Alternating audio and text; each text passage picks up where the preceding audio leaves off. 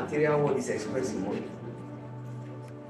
Money is the face of the material world. I've told us in the previous conferences, and I'll remind us. You left your home and you came here. How did you get here? How did you get here? And the other thing that brought you here are secondary. The primary thing are Pastor, I think we say he's here. Please stand.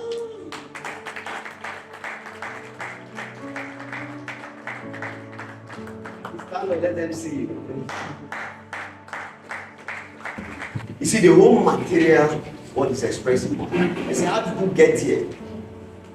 To this venue right now, today, you got here with money. So money is now a bridge between us and whatever we do. Just anything you desire to do now, you have to pass through the medium of money. So money is not an option to anybody that is on earth today. Desire to send your children to school. How will you send them to school? Oh, you want to do things for your parents. You want to do things for your parents. You want to be a blessing to them. How do you do it? And then we gather here like this, and of course, means the things that we do, so that we can get to know how we can make money, and then grow the money that you need.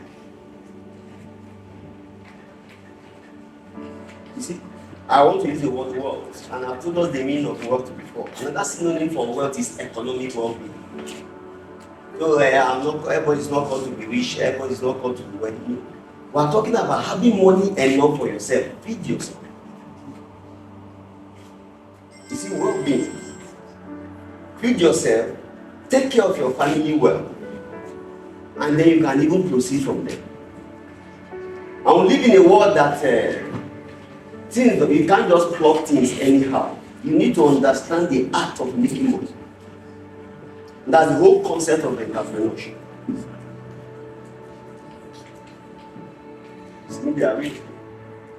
So the art of making money.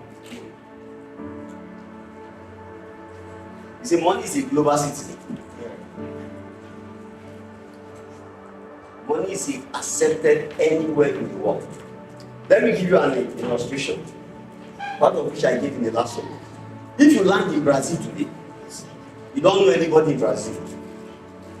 You just drop in Brazil today, you don't know anybody in Brazil, and you don't have money. How will you feel?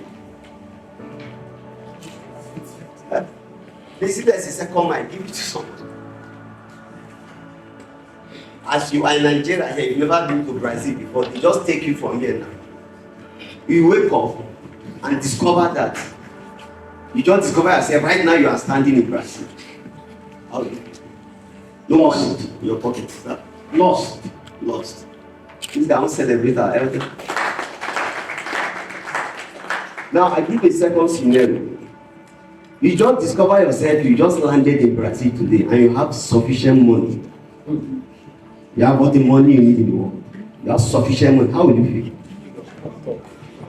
Let's start with the same elder that answered before we give somebody else. Let's start with our elder. How will you feel? You have sufficient money. Well, I say the opposite of lost is found.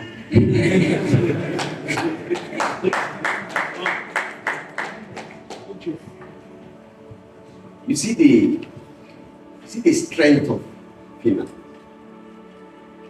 Now you will discover that you know everybody in Brazil. You know, I made a statement before that money is a global citizen. Yeah. If you just land in Brazil, there is no money, you are lost, you are confused, you are a child of human mercy. People should just show you mercy, you know, when they can start crying. If you do suppose that are not strong in the mind like that. And then you are just confused. But it's not that you just land in Brazil, you have all the money, maybe in your card, you can access a lot of funds and everything. You just discover that you know everybody in Brazil. Money helps us to access the resources of the earth, and it helps us to access the global world. So you cannot move in life or do things in life without money. Without money. And then there's a way we can have this money and make money. In fact, God, thank God for the beautiful word that was created in Genesis chapter 1. That word was lost in Genesis chapter 3 when man sinned. So the word changed in Genesis chapter 3.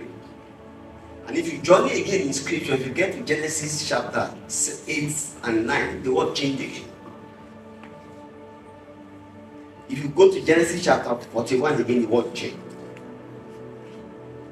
Everything was free. You don't need money, you don't need anything. When the world was created, anything you need, you can just have it. But after the sin of man, he said, with the toil of you are going to toil till the ground. Then in Genesis 8, after Noah, this is God changed the concept of the whole world. That's how we arrive at it.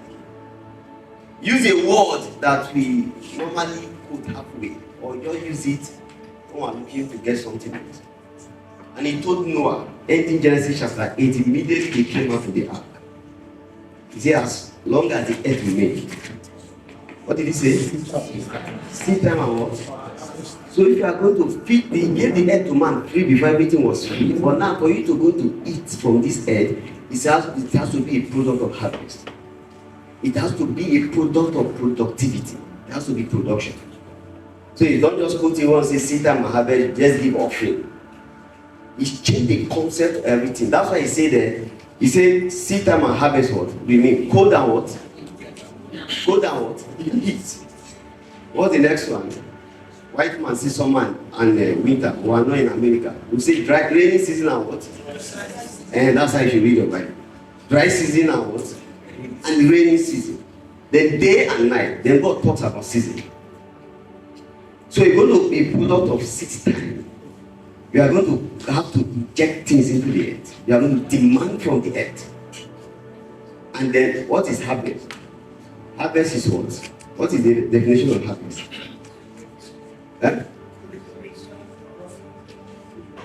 Talk now, you guys are correct. Harvest, yes, that harvest is the result that you get. Harvest. So if you are going to be eating, you are going to have anything on earth, it's going to be a product of harvest. It's a seed time and what? See that what season. So if you don't know how to navigate the seasons of the earth, there's no way you are going to happen.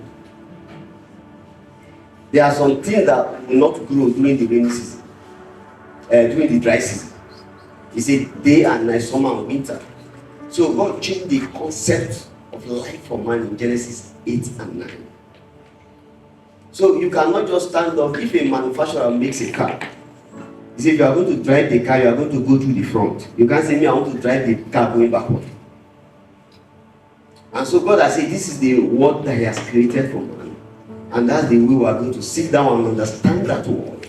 Understand how things work. And then we are going to take advantage of it. Just like gravity. You have to sit down and see that, okay, anything that goes or comes, how are you going to beat it up? You are going to engage the human mind.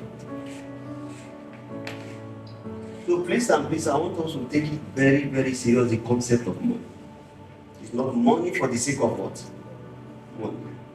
Yes. And I say that the earth now is expressed, the whole planet Earth, everything in the world is expressing money. The earth, life in the material world, in the material earth, because I'm speaking to faith-based community.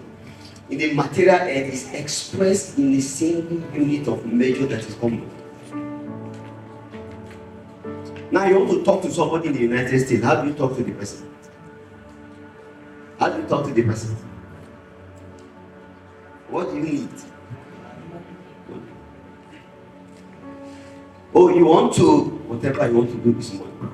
Wasting it. Alright, so please give the phone to somebody. What did you hear? The mic.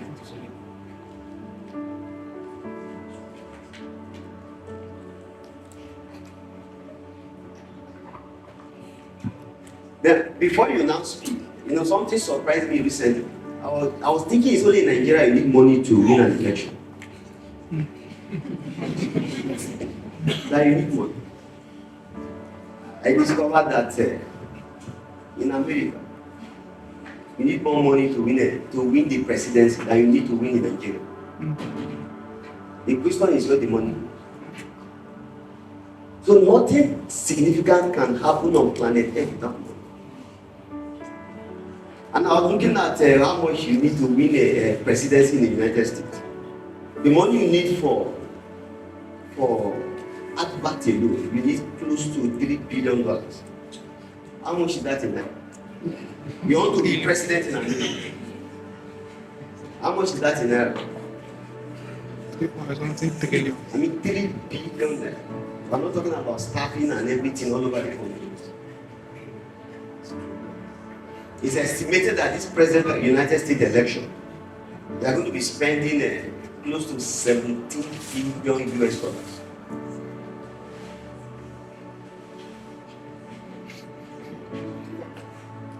Now, that's more than our national budget. Our budget is about 27, I think they revised it, renewed hope. Budget of renewed is about 28 billion naira.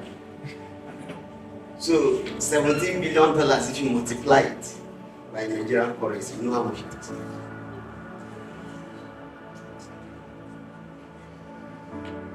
So you see the concept. Their own money going to advertising, billboard, and all of those things, but just our own money goes into people's pocket to influence good. But the bottom line is the same thing: is what? Money. So please let's engage more and take certain things very serious. All right, please give the mic to someone.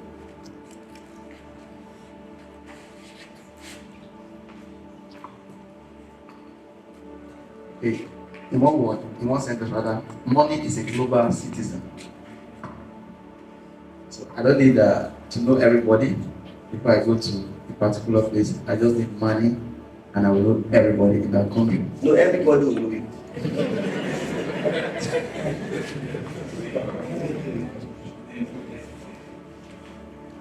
All right, somebody else.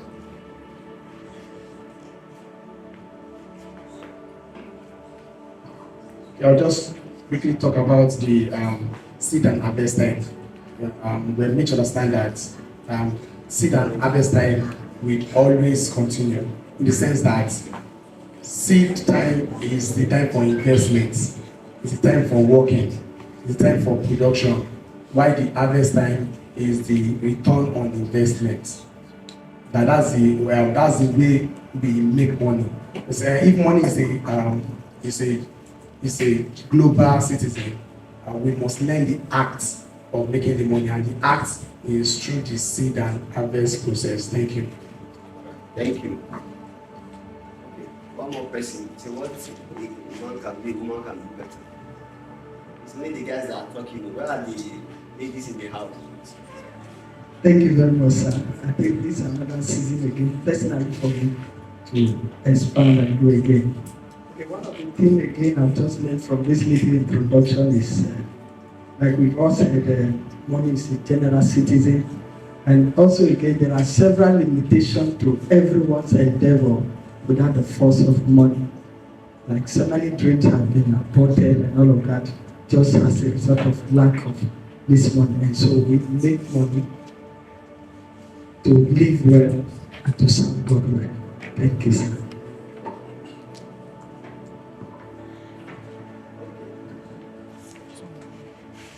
Okay.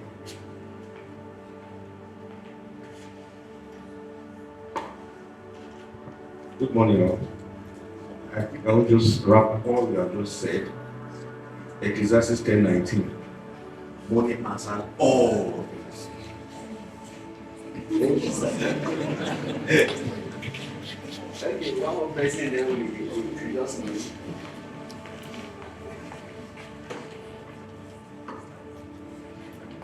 Praise the Lord. I see money with this Africa's husband. Yes. Let me express myself. How can a man, how can a woman give birth without mind with money? Impossible. How can you execute your plan without money money determines or influence the execution of a plans. Money is a power. An idea can grow money, but money is a power. Without money, idea cannot be executed. And without idea, money cannot grow. It's like husband and wife. Two was why we afford it. I have something in me, something embedded in me. Without this money, how can I expect it? See, I see as Pastor said, money is a global citizen. I see it as a husband and wife, marriage, and the commitment.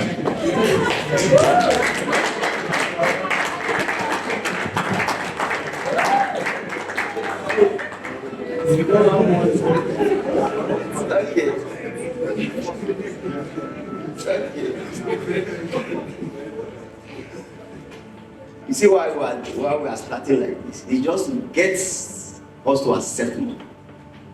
Yeah. To accept money. You see, talking to people of a faith-based community about money, it's very, very difficult. Now, as you are talking, one scripture is flying in it. There are songs that we are singing. This word is not mine. Or shall it profit a man? You gain the whole world. And then what? And lose so. But that's why I'm trying to draw a link between what money is the face of the material world. God gave the earth for man to use the earth. But right now, because of the fall in Genesis 3, you can't use that same earth without money. You see the connection? You know, he gave you the earth. God expects you to use the earth. But because of the fall of man, the world changed in Genesis 3. And I told you the world also changing after the flood of Noah. Now you can't use the same word now without what? You see, faith is the beauty of the human soul. But faith wrongly understood and misrepresented can make us very, very what? Dangerous and irresponsible. Should I take it again? Yes, sir. I say faith is the beauty of the human soul. But faith wrongly understood and misinterpreted can make us very, very dangerous and irresponsible. Most of the killings going on in Nigeria, they are faith-based killings. Faith. So faith can make us a wellspring of life. But if you don't understand it well, you can be very, very dangerous and irresponsible. Lady once called me, I mentioned in the last summit, I'll say it again. She needed money to feed, like that, over the years. You see, her husband is always in the house praying. And if you dare talk, say that I'm serving God, you are a devil. So please, we must get this and get it well. And that's how we're starting by way of this introduction. And I want to drop a shocker here. When we talk about power and influence, money has a greater influence on earth than God. In the majority of the people. Should I take it again? You have me what? Say the money has what? A quicker what? Influence on people than what? And is it more powerful? It is not. It is not. When you come to do things for God, people will drag their feet. But to introduce money, they give you the whole of them. Some of you now, they ask you that if you don't sleep every night now,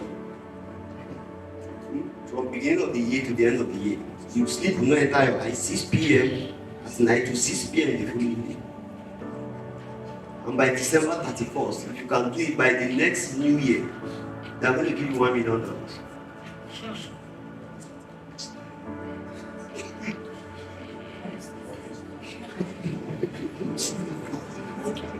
They should not sleep.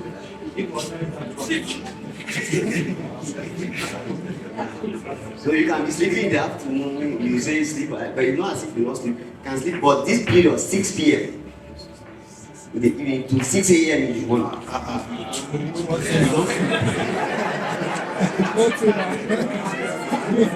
And at the end of the year, December next year, they are going to give you $1 million. That's what I'm doing. I'm not going to be able to do it.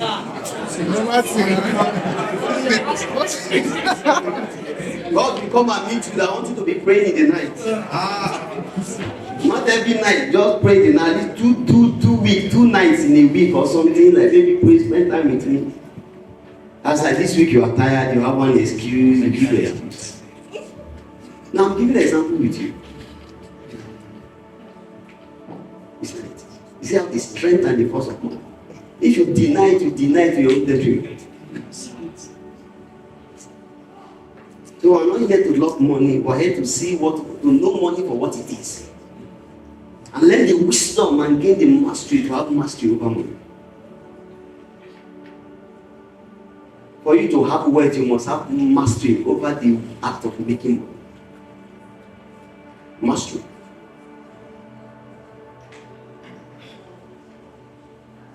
Are we together so far? Yes. So let's proceed further. Where do you make money? 2 places. There are 2 places you make money. Number 1, you don't make money in your environment, you make money in your mind. And then you pick it up in the environment. You make money where? In your mind. It's just like a factory. You want to make bread. You make bread where? You make bread in the factory. In the oven in the factory, inside the factory. And then you take it and you pick money for the bread outside somewhere else. Am I correct? The place you make the bread is different from the place you pick up the money from the bread. So you make money in your mind, not your environment. That's why some people stay in Akure, they say there is no money here, you want to relocate to Abuja, you want to go to Port Harcourt, there are no opportunities in Akure. You see, you don't know where money is. Please, you have to get this core foundation. Where do we say we make money? In your what? In your mind.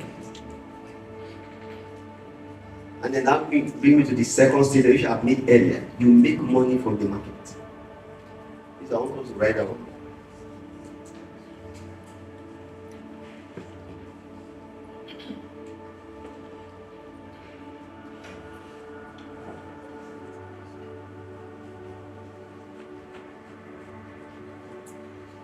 I put it down for those of us that are writing.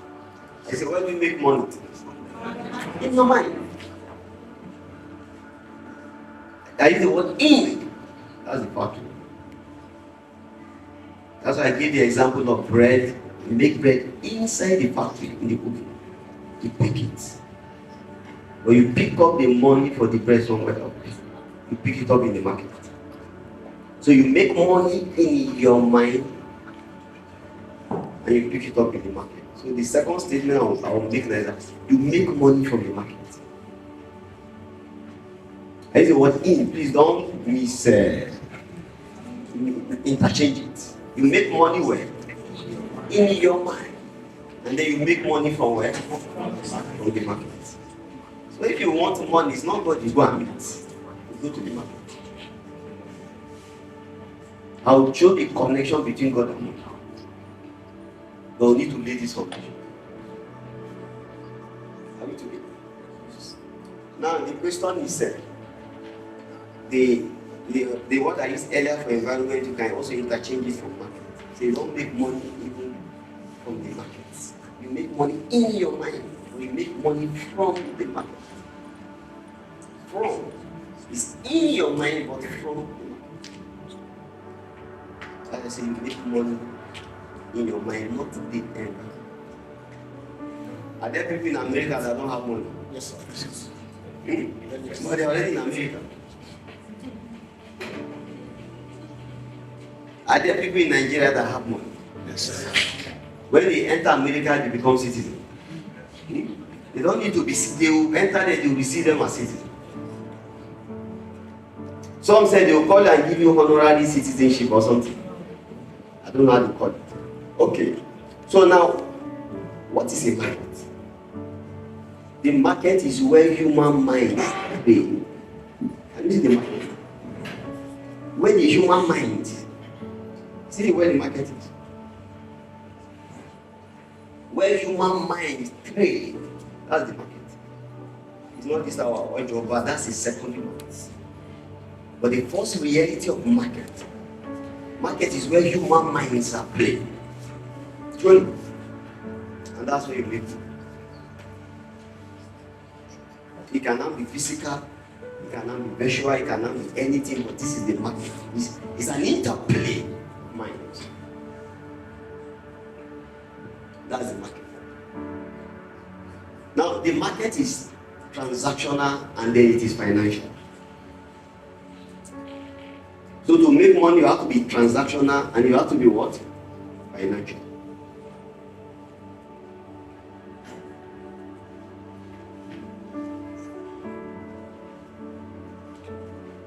So you need this is how you come to make money. You need transactional power to make money for the market. People have discovered that where you can pick up money is in the market. There is no place where you see, maybe like you have trees, you have rivers, you are going to see money anywhere. You don't see money anywhere. So you see money right in the market. You see somebody you sit down here just with a laptop and he's getting money. Where is the market for that person?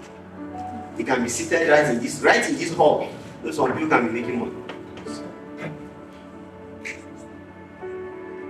So you can see the concept of markets. Human mind. The play of mind. Is that will not translate to physical goods or translate to services at the secondary level, but that's where it is coming from. Just like a human being, you are made up of body and spirit. Once your spirit is not there, what happens? You are gone. What doesn't need you? Even the people that love you, they put you under the ground.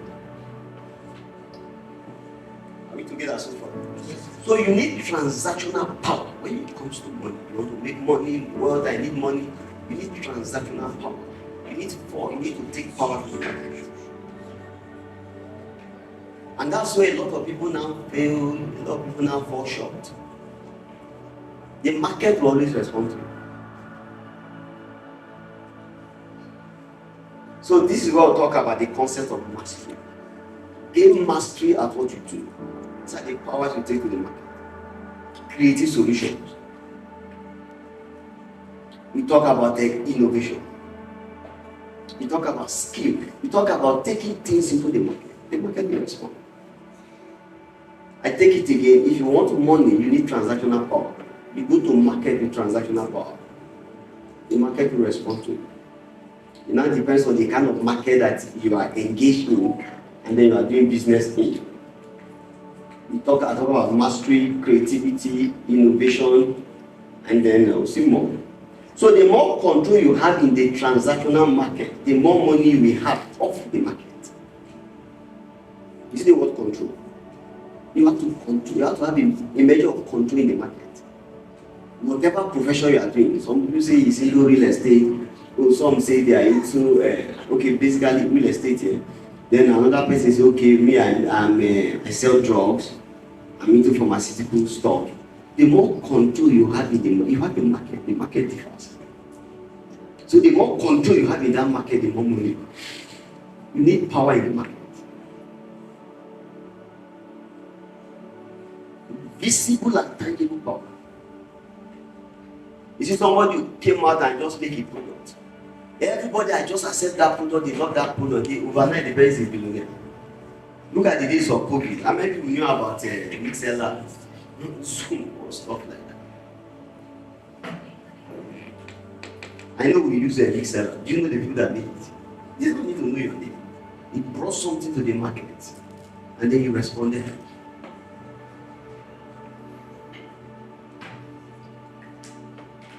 So I take it again, you need power to command prosperity, to command wealth.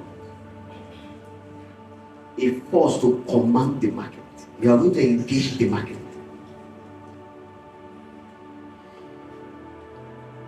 If some people want money, right?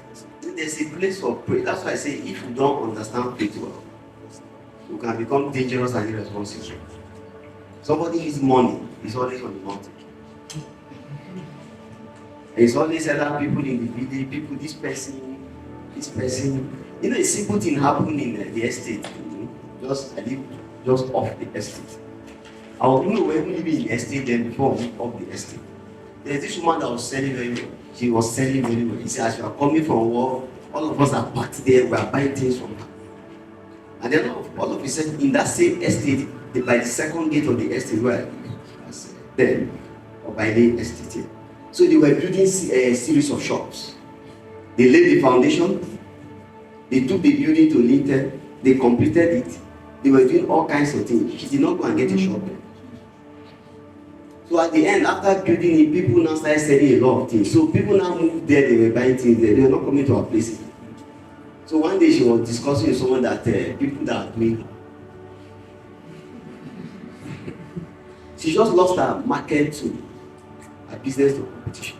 Because if you stop by second, you want to buy fish, you want to buy all kinds of things, you don't buy it there. So you not buy things there and then drive to her place to come and buy anything. And that's why she complained bitter and everything. So all she could have just done was to go and get a shop in that place. Maybe maintain this other place, she would have still been in business. She lost the business and left that place. And then every Tuesday, there are some people that specialize in target this market women. They mobilize them for prayer on Tuesday, on this day. They don't push off.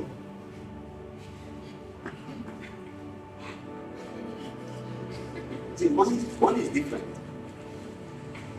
If that works, I don't think they'll be making money in China. Yeah. Money is money. There's a connection between spirituality and money. It's not at this forum that I take it. I run a mentorship school. I like mentorship school. I think I taught them over the week because the connection between spirituality and money. So for those of us that are spiritual brethren here, please, this is a business forum, right? So there are some things we push up, there are some things we push down a bit. We don't make a reference to it. So I say you need power to command prosperity. A force to command the market. A force the market cannot deny, resist, or ignore.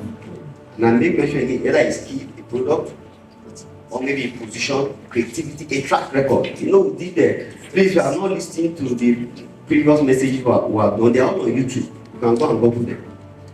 We did the financial process. Don't put the financial process, David Abubakar, you see. Or unlocking wealth through the entrepreneurial spirit. David Abubakar, they are all on YouTube. So you need a track record, you need a history. Sometimes somebody want to do business with you, want to say your history.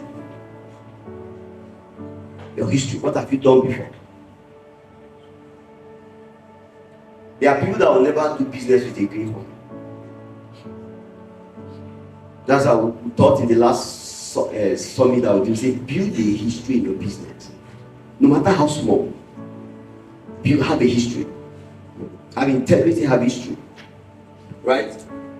Okay. I said you need power to make what? Most money. Who is the captain of industry? Who is the father of industry? Before I come to that, let me give us an example from the Bible. You see, when Joseph stood before Pharaoh,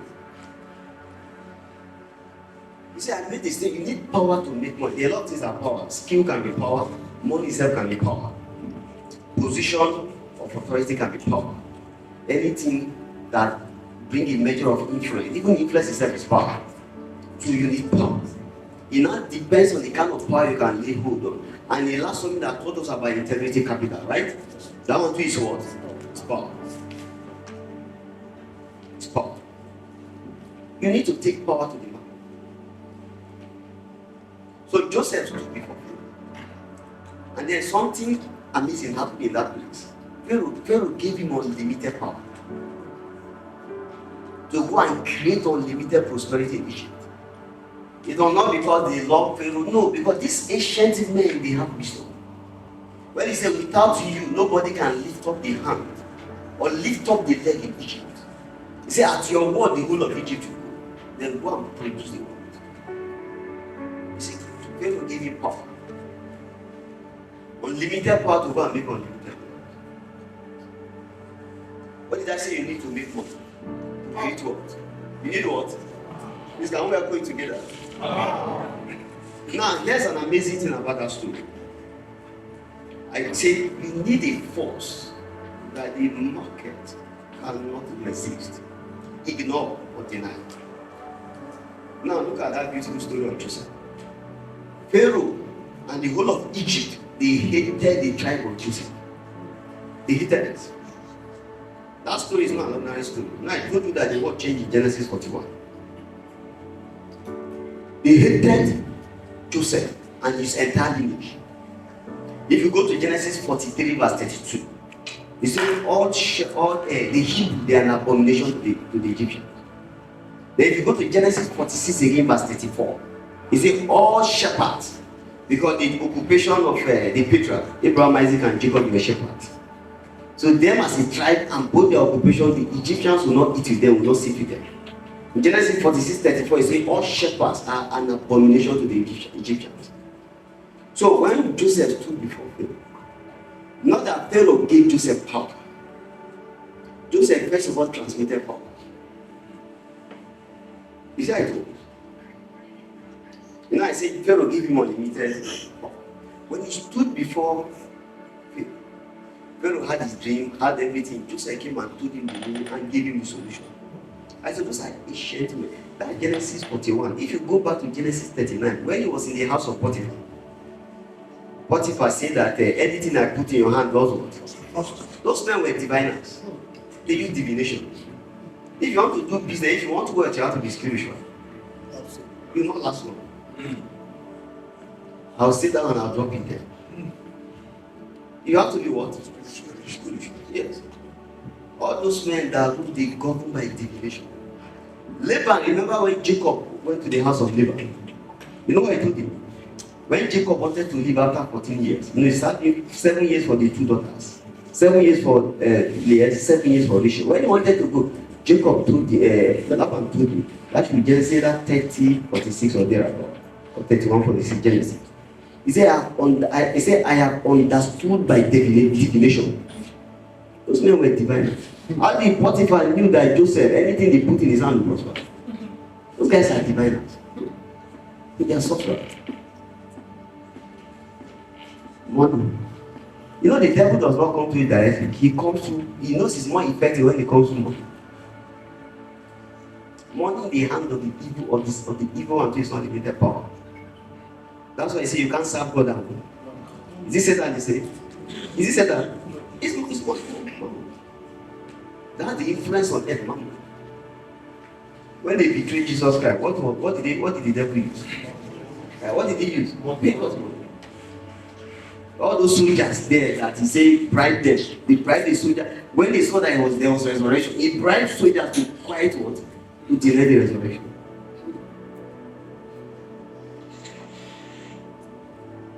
Are we together? Yes. So when Joseph stood before Pharaoh, he told him his dream, he told him everything, and then Joseph now told him the solution. So he transferred. If Joseph stood there, even though his tribe was hidden, when Joseph stood before that Pharaoh, he stood there in a power, he brought a force, a transactional force that you cannot resist, you cannot deny, you cannot ignore. What did Pharaoh say? Can we find a man like this one? Are you together? So let me tell you something about the market that is very, very fundamental. The market is not tribal. We don't like for us in the southwest here, this is the fact. This is a house, Fulani people, they have caused so much problem in the country. You don't really like them, but you don't hit their cow. Small time I'm looking for cow.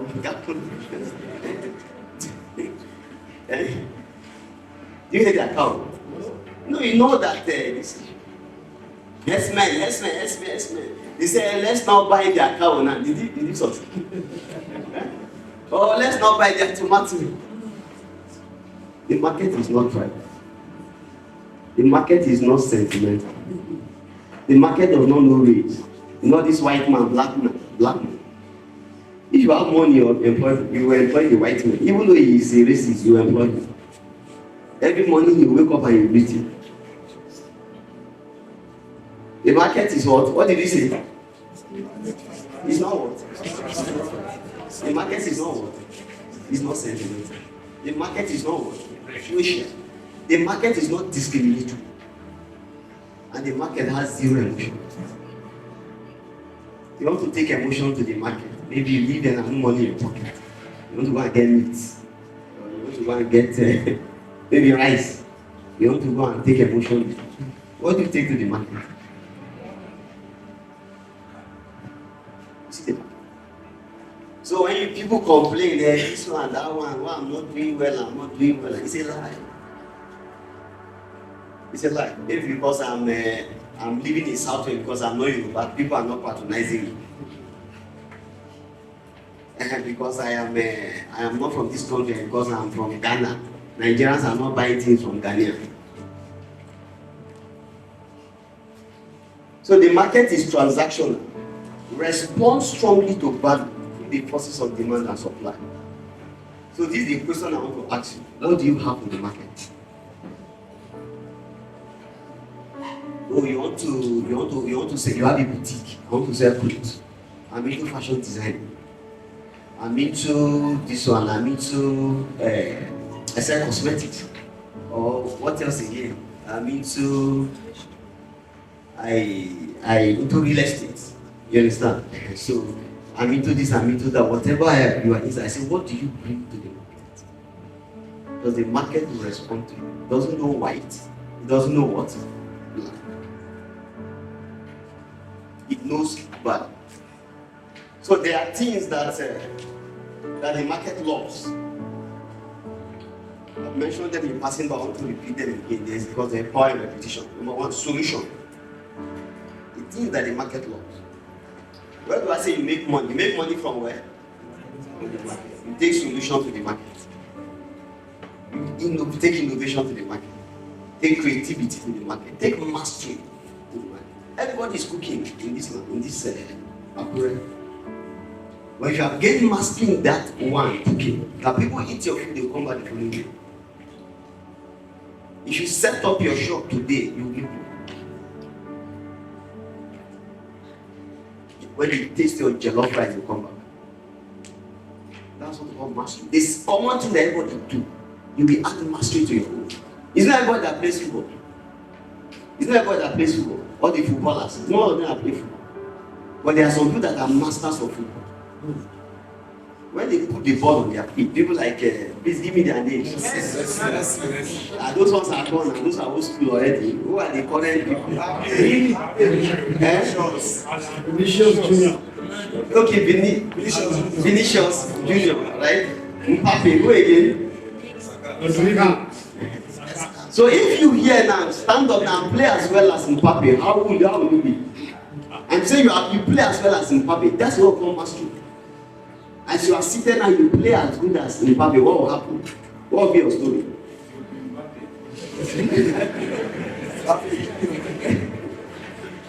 you see the concept of mastery. You are exceedingly good at what you do. When you make a dress and somebody pushes it on, say, who made this dress?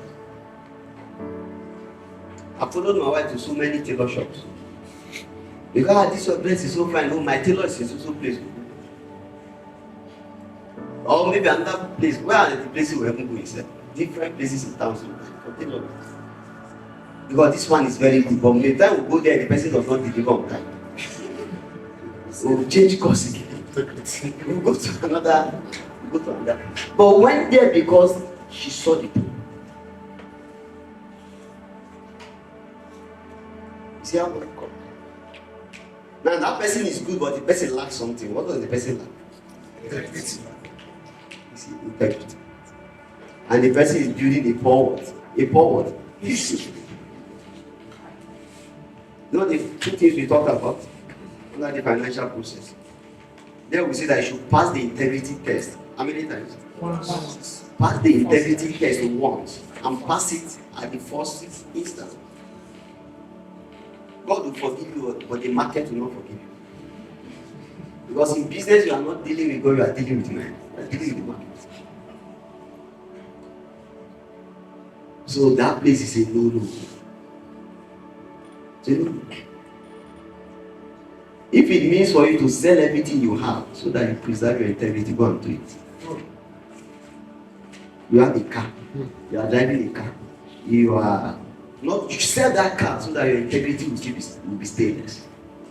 Sell it. These are things we need to understand in the business world. Go the extra mile because you are building a history. Why do you put your money in the bank? Because you know you meet your money tomorrow. All right. Okay, what did you mention? Solution, innovation, creativity, mastery, right? Brand. You know, the market sometimes can just be tired.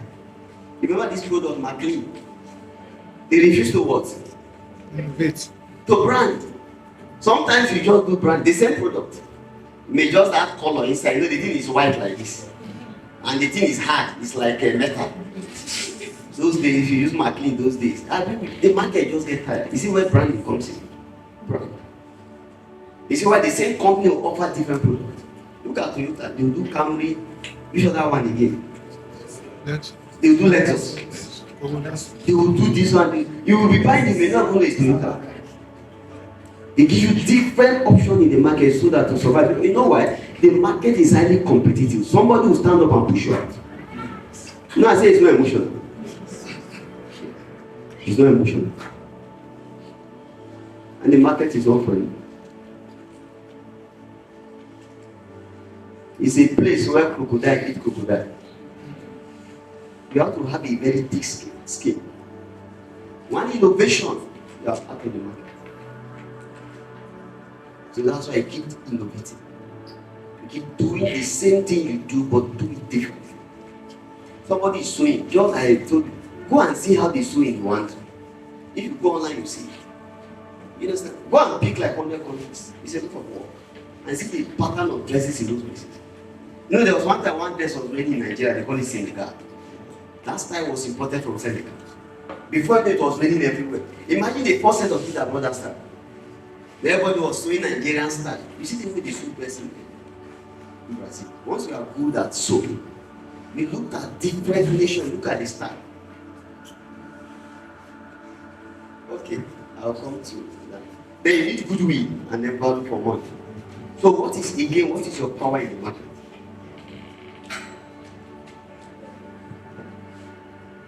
You need power to make things happen. So instead of praying that God change my story, I won't pray this way. God equip me to change my story. A lot of times we just push it on God. Equip me to change my story. You will be the one to change your story. It's just like you get married to a woman. You are asking God that she should give birth. Is it God that will impregnate that woman? Is it God that will do it? No. Nobody is talking. No. Our ladies here, when you get married, it's God that will impregnate you. The man will do his job. Man will do his job. Alright. Deuteronomy chapter 8 verse 18. You say, for you shall remember the Lord your God, for it is He that gives you power to get wealth. You see what we be saying since? What does He give you? He gives you what? Power to get. That word get is create, because you create wealth. Wealth is not existing anywhere. You create it. God gives you the power, He gives you the ability to create wealth. So you have to rise up and go ahead and create it. If you want to. And what is that power again? It's the power you take to work, to the transactional what? Market. You know, I have a lot of people around me, they have made one or two, they've been trying to do cryptocurrency, not crypto, they are forex trading here and there and there. Not really making some tangible progress. So and I went to check, does this thing actually work? I just went to do a study. And I saw that leading forex traders in the world. billionaires in dollars. That means the thing actually work. But what is the difference now? Because those ones have gained what? Mastery. Is it a concept of mastery? The same business that one person does and goes down, and that person do it and what? What's the difference? Can we echo the word together? Mastery. Again? So the things you do, to what extent are you good at them? You know, I love this summit. Thank you, Barrister Thomas Bakare, for that dimension injected. And my brother that stood there now, you can see that there's still need for more what? For what? Mastery. Just as he's asking here, I tell you 10 questions, you are ahead of him in answer. The next is say, give me a Roman. That's what God mastery. Somebody talks to you 5 minutes. How long did Joseph have to stay with Pharaoh? How long did he have? A whole day, or let me go back and come again. If you read that account very well, Genesis, if you go to verse 14, they say hastily, they hastily came to the prison, carrying, shaving, back hastily. Pharaoh was already waiting. Nobody there delay Pharaoh. Hastily, he had no time to think. Carrying, what is happening? Pharaoh is looking for you. Pharaoh had a dream. Hastily, he stood before Pharaoh. And then, Joseph stood his ground. Joseph went there with so much power. Don't think that Pharaoh pitied Joseph. 2 times Joseph rebuked Pharaoh in that account. You read it well. He came hastily, he stood before Pharaoh. And said, okay, I've heard that you can interpret dream. And say, no, I don't interpret dreams. Say interpretation belongs to God. I am not like one of your sorcerers, one of your magicians. I'm a prophet of the Most High God. I speak from God. He stood his ground. This is the same Pharaoh. Hope you know our introduction to Pharaoh. He's director of 2 directors of a prison. That's the introduction to Pharaoh in the Bible. 2 directors of a prison. Executive directors. Yes. The chief baker and the chief officer. This were the 2 that had dreams. We don't know the others that are there. No, he didn't even put a small on his shirt. Maybe it's the servant there. He puts the organ. And then when he brought one out, he hung him. He don't cough in his presence. Joseph said, no, interpretation belongs to God. He said, God will give Pharaoh an answer of peace. Stood his ground. That was the first thing he said. I know you can interpret, you come and interpret too. Then your sorcerers, your magicians, they interpret for themselves, from themselves. But I speak from God. Can you see? So please know your money. Know your what? I say you take power. Just came there with so much power. I'll show you the second one. That one is even bigger than this one. When he rebuked Pharaoh and challenged him. Right there. And Pharaoh was helpless before this seemingly helpless man. Pharaoh was helpless. Alright, can we continue? I say power, you need power to create wealth. And I say, what is that power? Transactional wealth. Power. You need power you take to the transactional market. Wealth comes from the market. I echo it again. Wealth comes from where? When somebody wants money and he doesn't have a market. Does not even know the market. So you create wealth in your mind and pick it up in the market. And where there is no market, create one. While taking it to a higher pitch. You say we make money from where? The market. Some of us are looking for existing markets. Alright? I say where there is no market, you do what? You create one. And I'll show us how to create it. I'll just tell us how to create one. Say the concept of market, the place where they need you what? Market. What's a market? The place where people that are in need they come. That's market. The place where they need it, people that need are in need what? They come. So demand is what? Need. Can we echo it together? You know, they tell us about the forces of demand and what? So we're just breaking it down so that the simplest person can understand. Demand is what? Is what? Is need. Supply is what? Solution. The market is where they need the what? I go to the market here with my wife. We'll soon even be going. We want to buy things for the children, we want to buy biscuits for them, we want to buy things for the house. It is need that takes us to the market. If there is no need, we don't go there. So when you create need, you create market. together. So what you say is the concept of the market. Where what? They need what? So create need in people and offer solution to those needs. And this is where advertising and the job of advertising and marketing. So all this advert that goes on. You know, the advert is creating a need inside what? Inside people. That's why I see sometimes they want to market it, they now go to children's school now. They take it to their school, children's school. By the time they come and start disturbing in the house. Mommy, I don't want meal again. I want computer. Because they have gone to their school. They are creating need.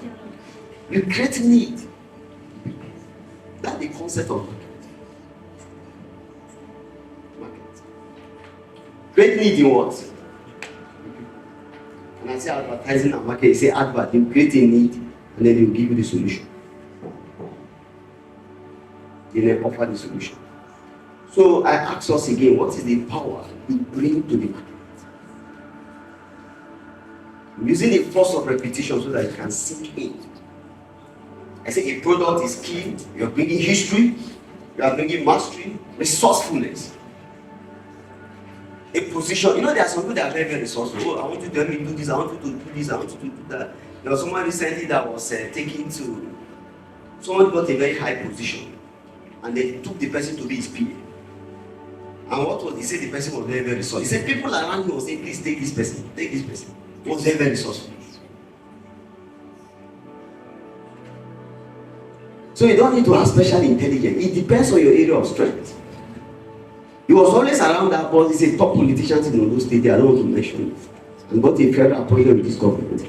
And when he got that appointment, people were asking, who will you take as your PA? He said, let me take this boy. You know, when he took this boy as his PA, just PA, the boy has sent two of his siblings to abroad to go to school. He got scholarship for one, got the sister job, he has changed the economy of his family. By being a resourceful person, he knows that the boss can bank up. Some of us, we are neither here nor what. Just being a resourceful person. Oh, take my car to the mechanic. He takes it there. Oh, do this for me. Do this. It was just resourceful. So it's a whole lot, the power you take to the market. It's a whole lot. So it depends on your area. And then when you do it well. The response of the market to you determine your financial journey to wealth. The market is impersonal. It doesn't respond to people. It responds to the laws governing supply and demand. You have something to offer to be paid for. Now let me go to the father of industry. Who is the father of industry? Joseph. Yes, you heard me well. What did I say? Joseph.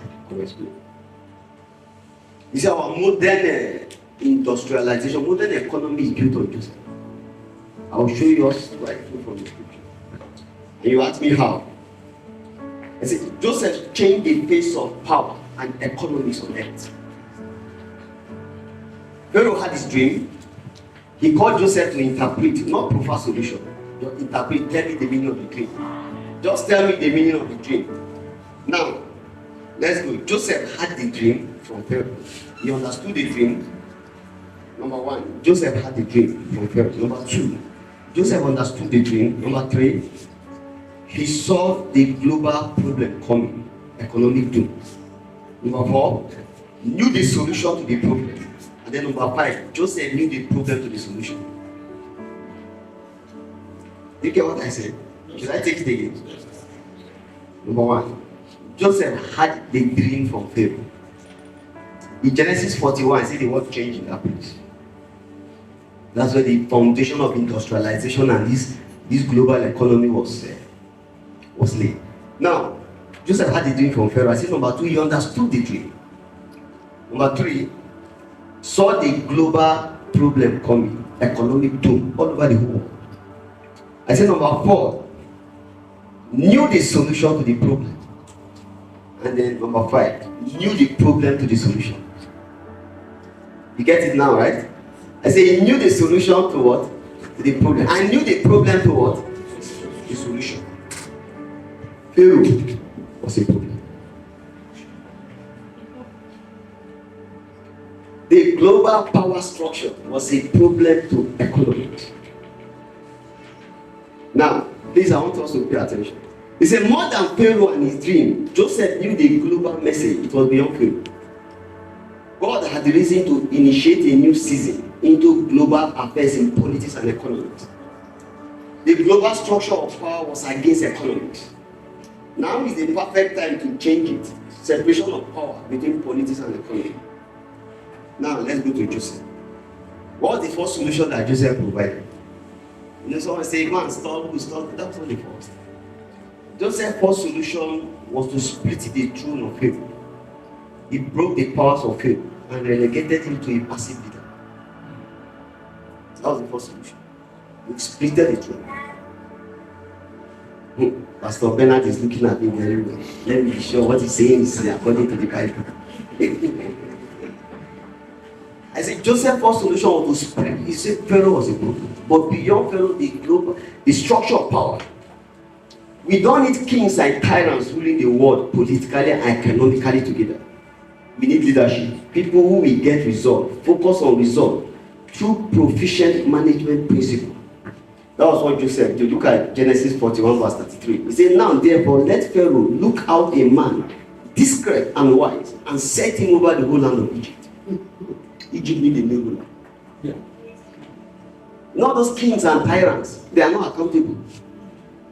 Whether people things are going well, it's not going well. So he splitted the throne. You know, today I have prime minister, president. He separated the economies from power.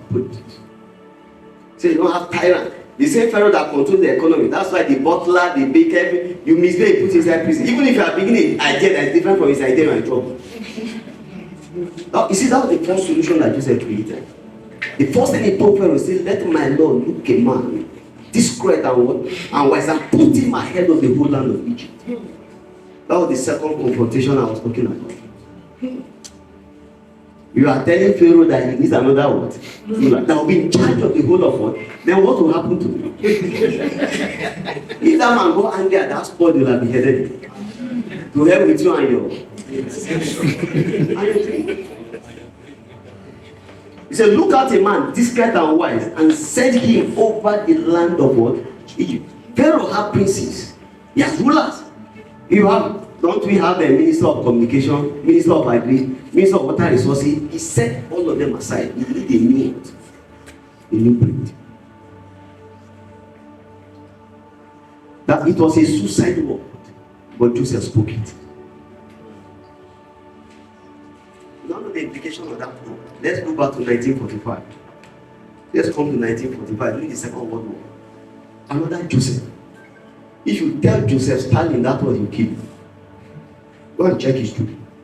His medical doctors, Joseph Stalin was the ruler of the Soviet Union during the Second World War.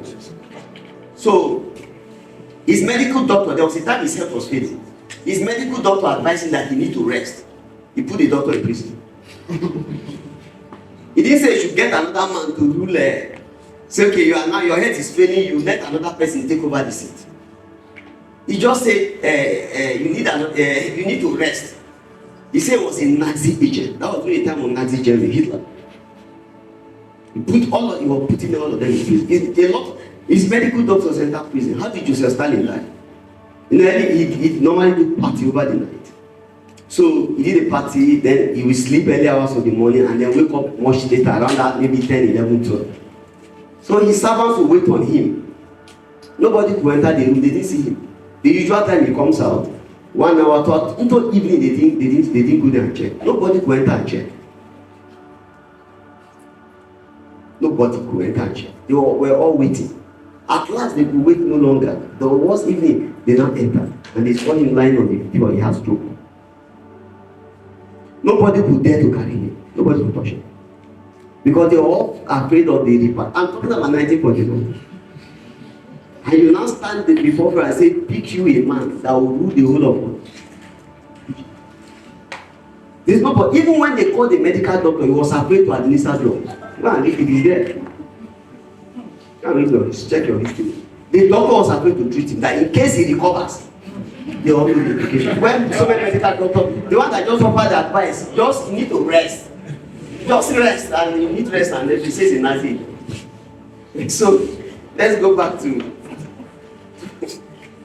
Joseph. So Joseph only told Pharaoh, you need a new leader, a productive one, leader who will work and deliver results to govern the economic affairs of Egypt. How many times did you say he stood his ground? Focus. Can you see? And then here is the modern concept of business. You know, now you have some very powerful people. You don't make them shaman. You see where it was born? You know the company shaman, right? You now have MTC that will do the running around and then deliver results. You see where the separation of powers happens. The modern business concept, where you have the owner of the business, he has so much money, and not so much money, you just make him the shaman. He's the most powerful, but let him be shaman. Then you have some MTC running the company. Who is it? Then if you see another one there, another concept that was born there, a lot, I'll just mention that, I'll leave it there. Naturalization. You see what fellow? You know, I told all the Egyptians they hated the Hebrew, right? For them to accept Joseph, Pharaoh changed his name and immediately gave him a wife and gave him citizenship and made him an Egyptian. You know, when his brother came, who did they see? He said, we saw this Egyptian, the way he was talking, you know, he was dressed like, he was speaking. Yes, the first thing Pharaoh did was to make him an Egyptian. It was only about after the Second World War that the world started practicing the principle that Joseph, that existed in the days of Joseph. All the citizenship by naturalization, by marriage, maybe 3 years after marriage and fulfill other conditions, they give you citizenship. It made him an Egyptian because you are more effective if you are like the son of the soil. He changed his name and they gave him a wife. Genesis 41. This is the concept of naturalization. So that he can be more what? Productive. Why are they giving citizenship? Come to Germany, come to Canada, come to the United States. After some time, we'll make you a citizen. You see where the concept is? It's the ancient timeless principle in scripture. What about accountability? There are a lot that was copied there. How about accountability? You know what Joseph did? During the, and then this one has to do with business model. You know, he stored grain for 7 years, 7 years of plenty. But it will not be sufficient to take them to the 7 years of famine. You know what he did? Joseph collected their land. You know, sometimes I say this man is wicked, maybe Egypt has affected him. You know, collected their land and gave it to him. Collected their land, collected everything. They themselves, he made them subject to him. Collected their money, gave them, collected their land. But I now discovered that it is sometimes light understanding will come. He collected their land and gave it to Pharaoh and then leased it back to the same people. You know the people not to work. The fear of Pharaoh made them to work. It's accountability. The land now belongs to Pharaoh. So you are in possession of Pharaoh's land. So he now gave them seed. You go and till the land for Pharaoh. The name of Pharaoh. Now I told us introduction to Pharaoh. 2 of his directors were in prison. Now this is Pharaoh's land. And then he gave it to you, go and cultivate. And then he used another timeless principle again, which is incentive. You are going to cultivate the land, but 80% belongs to you. Only 20% will go to Pharaoh. You see fear and incentive. You see this difference. You see what we centralize there. Look at centrality in the business now. Everything is centralized. You see regulatory body. Look at banks in Nigeria now. They have a central regulating body, right? So banks cannot just do anyhow. You know, the CBN is there. So nobody can do anything. They know that Pharaoh is what? Is there. So if you have a business, you have to a central command or structure. Even if you are going to decentralize and delegate along the line, but there must be a central control. Even America is democratic, each state is independent, but they have a central control. You can see that accountability, centralization, everything came from Joseph. How about storage? In those days, how do you store corn for 7 years? How do you store yam? All of those principles. So if you know any other person that is the modern day father of industry, you can say, but I've not really Joseph. Separated economy. Nigeria now, you see, economists and politics, they are meshed together. When you go to all these Western world, they separate it. They sit down, they create a living environment for industry to fly. That's what we call capitalism, America, UK. But Nigeria, you know, the president controls everything. You say, well, I'm not making progress. This one, individual will rise up, they've created the atmosphere, they can do a lot of things. And then the government will even understudy them. And they will now start making laws from it and stuff like that. So, all right, I'll use the next maybe 15 minutes to talk about financial intelligence. With this foundation that we made. Please, can you give the mic to somebody? What did you hear?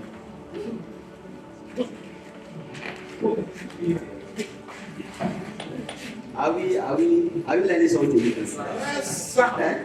Yes, sir.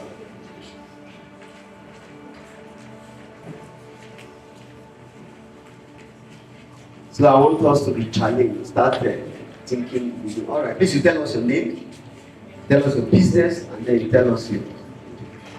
Okay, my name is Elisha Amana. I'm an architect by training and also own a real estate company.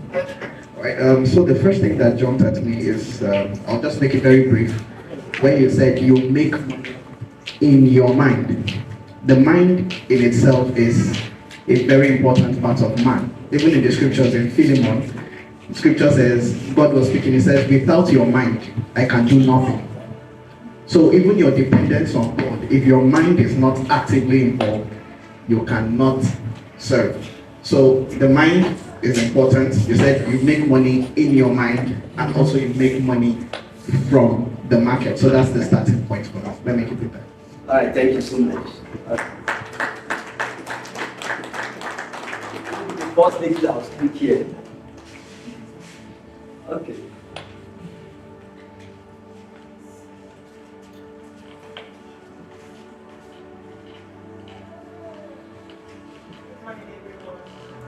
My name is Akure. I'm a serving board member. I got something from what like say, where there is no market, we create one. So what I grab from it is, if actually I come in a place or a system or a state here, I feel like there is no market at all. Instead of keeping quiet, I should try to create up an idea and nurture it, then give out to the society.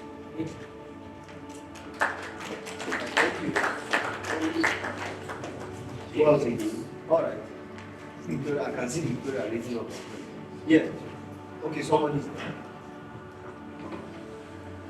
Good afternoon, everyone. My name is Ibrahim Abubakar. I'm a public servant and an aspiring business. One of the things that struck me most is the fact that you mentioned that the business environment, the marketplace rather, is devoid of sentiment, is devoid of emotions, thank you, and some other points you rightly mentioned. And then you give an instance, you give an example of, you mentioned Mbappe as a footballer, and then you talked about gaining mastery over what you do. That if you are so good at whatever you do, definitely that will be a distinctive factor. And then it struck me because a lot of times we do business with sentiment, emotions, most especially in this part of the world. Whenever we want to go into business, sometimes we think of, he's not my tribe. Are you sure you patronize me? I'm not from this, I'm not from that, and all of those things. So basically, it's a major thing I really got from all you said this afternoon. And personally, I want to say thank you. And then I really desire to be Mbappe-nized. Thank you so much.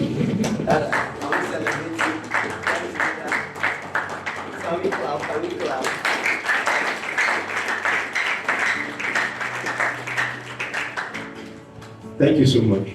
My name is Akure Olawale. I'm a banker. I'm an artist. Quickly, I just say two things. Even God, to help Abraham, said, lift up your eyes. As far as you can see, I have given to you. That's how powerful our mind can be. And I think we should all just come alive on that. That is where the man is. As a man thinks in his heart, so with all humility, I needed some money, but I think I just created it this morning. I just woke up and immediately I wanted it. I think of how I can get it. and I already created it. And it's just that step to start doing it because I already see it done. So as a man thinks in his heart, as far as you can see. So I love that phrase, you make money in your mind. Secondly, as Christians or as people, we mix up miracles and principles. And this is what I mean. When there's an emergency, God can come out and solve it in the form of a miracle. But God expects us to run on principles. And that is what happened. Seed time and harvest time, we don't see this. Are we relying, waiting God to intervene when He expects us to work on principles, on systems? I think that is where we are falling short. First of all, we are not seeing it, and secondly, we are not operating how God wants us to actually operate.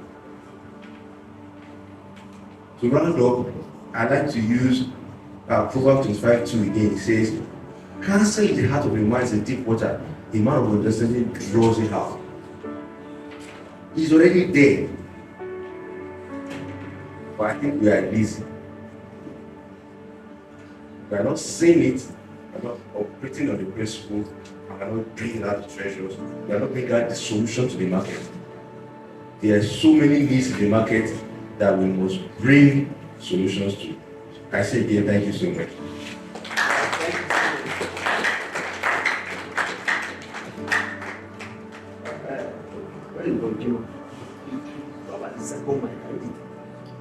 Good afternoon, everyone. My name is Olorunfemi Sholua. One thing I want from what Daddy had said this afternoon is build a history in your business, no matter how little, and make sure every history you are building has an advantage on someone's life. Make an impact from your business.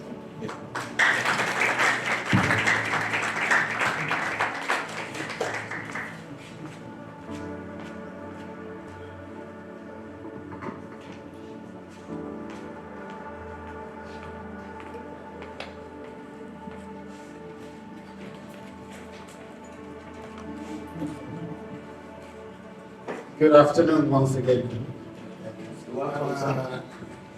Pastor, firstly, I want to say thank you for breaking me away from stereotype. I think Pastor will agree with me. I'm one of those people who always waits on government. Government have not provided light, have not provided no road, and so I can't start. I can't do anything. But I think over time, interfacing with him, I've been able to break away from that. I want to appreciate you because you brought it up again in this training. Do not wait on government. Instead, look up to God and then exhibit what He has placed inside you. I want to also say, I was not in the first two streams, but thank God for the opportunity to come here. I've been able to pick up something from the past. And that is the fact that my integrity must be top-notch. I must get it the first time. And then, as a result of that, build a history. Thank you very much. All right, thank you.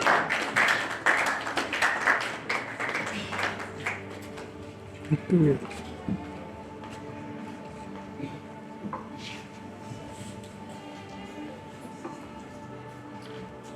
afternoon, everyone. My name is Victoria. I'm a salesperson with Nestle. So I will start by saying the place and the role of money in our life can never be replaced by anything. If by the virtue of coming here this morning, you do not have a fuel in your car, and you don't have money to board a taxi or a bike, you will share a trek, and before you get here, you'll be so exhausted. So the place of money in our life cannot be replaced by anything. Now, before you think of making money, you should have a why and the kind of money you want to make. If I want to make money just to feed and to look well and to wear dress, I can comfortably make that money within my environment and just do what any other person is doing. But if you want to make money because you have a wife and a child at home that you need to go back to and provide for, and you have responsibilities and you want to break limits, you will have to leave that environment. You wouldn't mind what kind of environment you're going into. You wouldn't mind how dirty you would have to look just to make this money. You just close your eyes. It all lies in our mindset. So you need to know why you want to make money and the kind of money you want to make. Now, I will end it by saying there's a difference between being a Christian and being religious. You hear somebody saying, jewelry business is moving on, but my church does not wear jewelry, so I can't sell it. So you're just being religious. And before you say the Bible did not just say money is the root of all evil. The Bible said the love of money is the root of all evil. So just for you to see that even in all of this, the Bible recognized the value of money in our life. So let's not just use religious to being lazy. So let's work and know the reason why we want to make money. God bless us.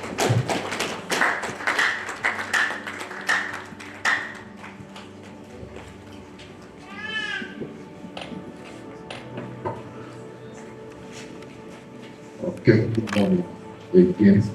Speak into the two mic. Good morning, and thank you for the teaching. So, my name is Abubakar. I'm medical sales representative. I will start by talking about transactional power, which you really emphasized. You don't go to the market empty. Just like one statement that I've been telling myself, we don't meet your future prepared. You don't go to the market empty. There must be transactional power you are going with. Just like the captain of industry we talked about, Joseph, he didn't go empty. He had the skill of discernment, interpretation of dreams, and how to provide solutions. So that transactional power is key. And it could be skills like you talked about. It could be being resourceful and all of that. I also want to stress on productivity, where you talked about Deuteronomy 8 verse 18, that God gave us power to create wealth. I had a mentor said the force of diligence is going to help you have a realization of the scripture in Job, chapter 22, that says, when men are saying that they're casting down, you are going to see there's a lifting up. Before then, I used to see the scripture as that is very spiritual. You have to pray. I think this thing responds to prayer. But I was telling you it responds to the force of diligence. So when you were doing the talk, I understood it more deeply, because it's not just God answering prayer, it's just giving you that power to be productive. It's in the course of being productive that when others are saying there is a lift, they're casting down, you will be saying there's a lifting up. So it's not just being prayerful, you must translate whatsoever you're getting the place of prayer to productivity. Thank you.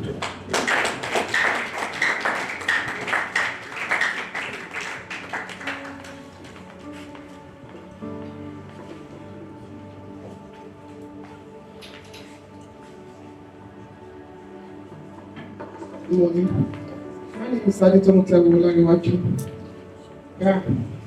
I want to talk about the market.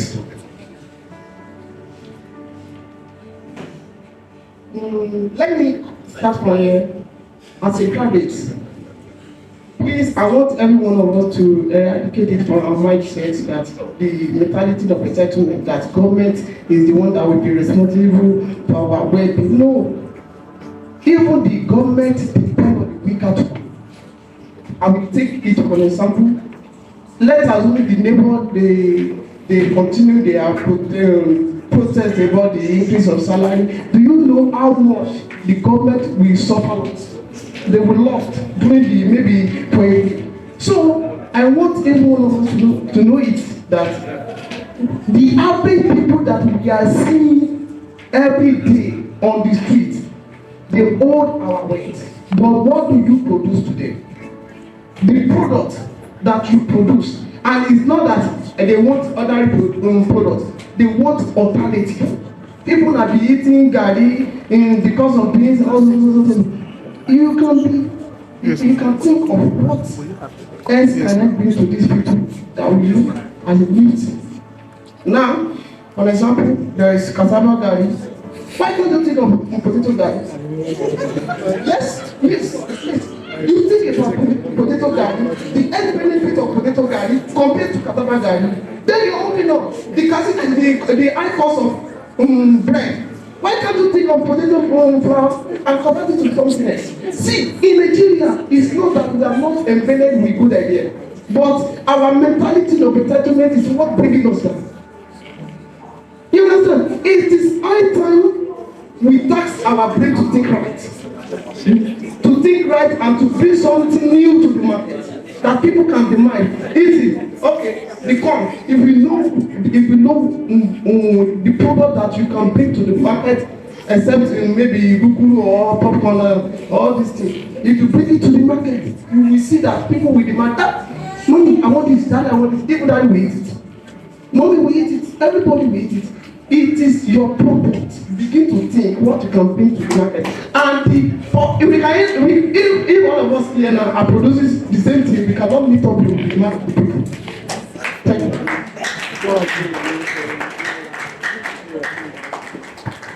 I think one more person.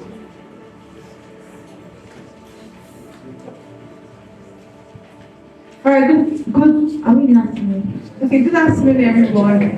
My name is Mrs. Fumi Broderick. I'm a baker. Yes, I'm a baker and also a pastry maker. All right, so there are two things that really struck me through this meeting. So the first thing I'd like to mention is mastery. You know, the fact that most of us are Christians here is what gives me great joy. You know, there's a place of prayer and there's also a place of mastery. Yes, there's a place of prayer and there's also a place of diligence.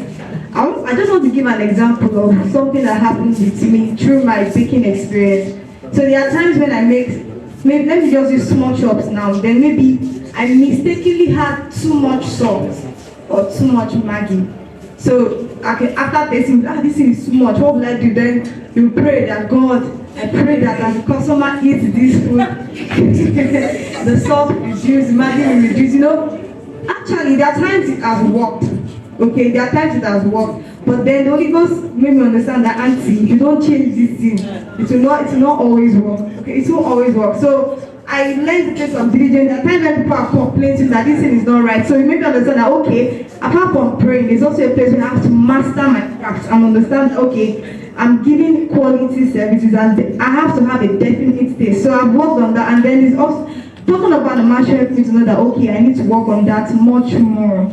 Also, the second thing I would like to talk about is integrity. Now, I believe that time is a component of integrity, like meeting up to time. When they say content. So, and you talk about going out of your way, you know, to maintain your integrity. And it's really helped me to understand the fact that no matter what it costs, even if it costs me to, you know, order a boat and pay extra time, maybe the boat comes 10 minutes before, you know, going out of the way, making sure that my integrity is not tampered with, because like I said, we have competition out there, and when you start flaunting your timing and all of that, you have other people that are ready to jump into the opportunity. So it just made me understand that, okay, integrity is important, mastery is important, and I want to say a very big thank you for that, sir. Okay.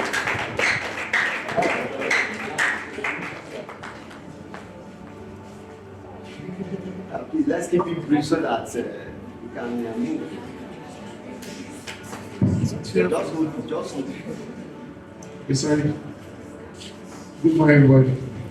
Okay, my name is John James. I'm a professional barber. Okay, my name is John James. I'm a professional barber. Okay, thank you. First of all, I'm saying anything. Please, can we all clap for Daddy? Please, thank you so much. Okay, what I'll talk about is, Daddy was talking about things the market needs. We talk about mastery, innovation, skills, branding, resourcefulness, integrity, and innovation. But I just want to talk about mastery. Also, I want to talk about integrity in on that different light. When I was sitting here, something struck me in my spirit, and it's okay. Sorry, I don't want to be religious, but I think that that's what struck my spirit. One thing about mastery, most times, most of us want to pray into mastery. Mastery is not something you pray into. Mastery is as a result of consistency, conscious consistency. Conscious consistency. Like the previous speaker for me, she was mentioning that she was baking and she had to correct some of the things she was not doing right before. I tell you, if she keeps doing that thing without the consciousness that she has been doing something wrong, she won't get it right. But with the consciousness that she's doing something wrong, that there's a need to correct it, and she keeps on doing something differently to make it better every day, I tell you, it will get better. Even the Bible says the path of the righteous shines brighter and brighter in perfect. What it means is that the more you keep doing it, the more you get perfect. Then about integrity. Integrity also is bettered out of consistency. First off, some of us don't have integrity to ourselves. Sometimes you can tell yourself, I'll wake up by 8 o'clock. I'll do this by 9 o'clock. And when it's 9, you'll be like, I'll be 10 o'clock. I want us to remove something from ourselves today, and that thing we must take from ourselves is procrastination.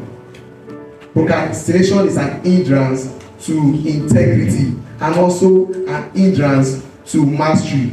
Because sometimes you might want to learn something new, but because of procrastination, you feel like this is not needed now. Let me learn something else. Let me do this. And when we keep doing that, it will reduce our test of integrity and our potential to master something. Thank you so much.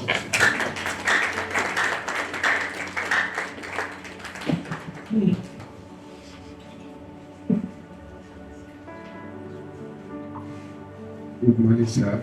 Good morning, I'm Monsieur Sonero. I'm a pastor. I just want to talk about Joseph. He said something that Joseph had an influence over Pharaoh. And to me, as a pastor, I think you may not have everything, but you must work on influence. Because influence, everyone, he said something, he said that nobody is born empty, that you have something to offer the market.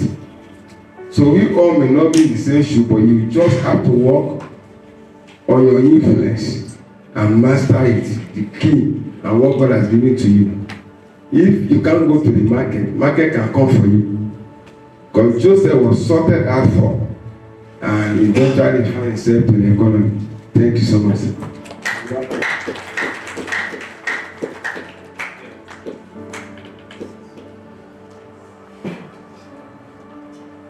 Thank you so much, sir. I just want to say something about the power of the mind, which is very, very, very important. The Bible did not leave off one thing aspect. I came to Akure to say, my name is Oladeji Babaola, and I'm team lead at Mobile Trains Limited. So while the service was about to end, I've been hearing some of our colleagues, some of them were gaining employment back then. And some of us were to send some of our notes back home, so that we call them that so time, maybe in one time, by the time we return back home, we have lesser notes to back home. So I called my mom and I told her the same thing, that some of my colleagues have been sending the bulk of their loads home, that I'll be paying the same thing. And she said, you don't have a room in this house again. So that actually gave me another mindset that, oh boy, it actually changed my mind. And that was from where he said that, where do we make money? So my mind, there was a shift in my mind. Then, like, wow. And that led to the business I started. Again, why starting up the business? When I had the proposal, when I was, my target market, it was the church. Because I was in a youth church, and I was thinking by the time I start this business and advertise in so units, and God humbled me. almost about the fourth month when I'm already into the business, that was when I had the first customer from the church. So that means that it is not, business is not actually, or the marketplace is not actually sentimental. You have to meet the demand of people. And you know, he said something about the mind, and I want us to, even when we leave this meeting, the mind is very, very powerful. And what I want to say is this: the mindset that a fashion designer may need may not be the mindset which someone in the real estate may need. And it boils down to the place of mastery now.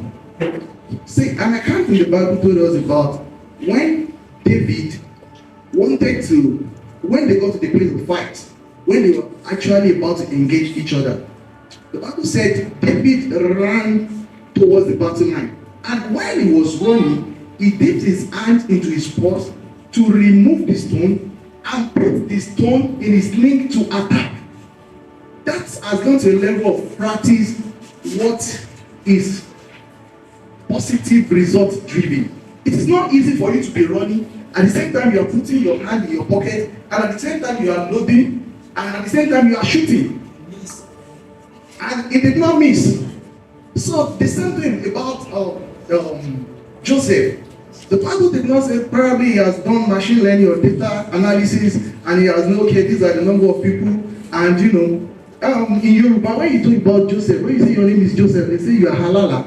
But no one is, halala means the dreamer.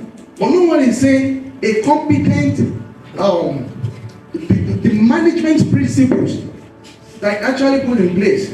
And if it falls on people in the place of the dream, I think a lot of people should be the Joseph of this generation. But everything does not happen in the dream. It happens in the place of mastery, consistent learning what has been working, what we can improve, and how best to do things. So that is my submission. Thank you.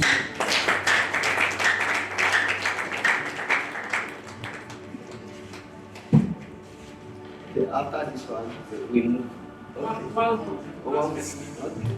Still standing on the existing protocol, I want to say that this training has boosted my business mindset. So first of all, I want to highlight two things that I've learned. The market is highly competitive. You need to be innovative. Yeah, I remember as a perfumer, sorry I didn't introduce my name. My name is Ememe Achibo. I'm a perfumer. So I remember when I started a perfume business, I was just into oil, the oil perfume. So I noticed that many people are into oil perfume, so I upgraded to making alcohol-based perfume. And it has really helped me in my perfume business. And also, you talked about mastery is the key to making what you do work and profitable. Yeah. It's actually working for me because I've been able to master my craft, my skill. When I use perfume, most people don't know if I'm the one, except I tell them that this is my product because I make it unique, I make it expensive, I make it that you think is higher brands that produce it. So I've been able to master my craft. Thank you very much.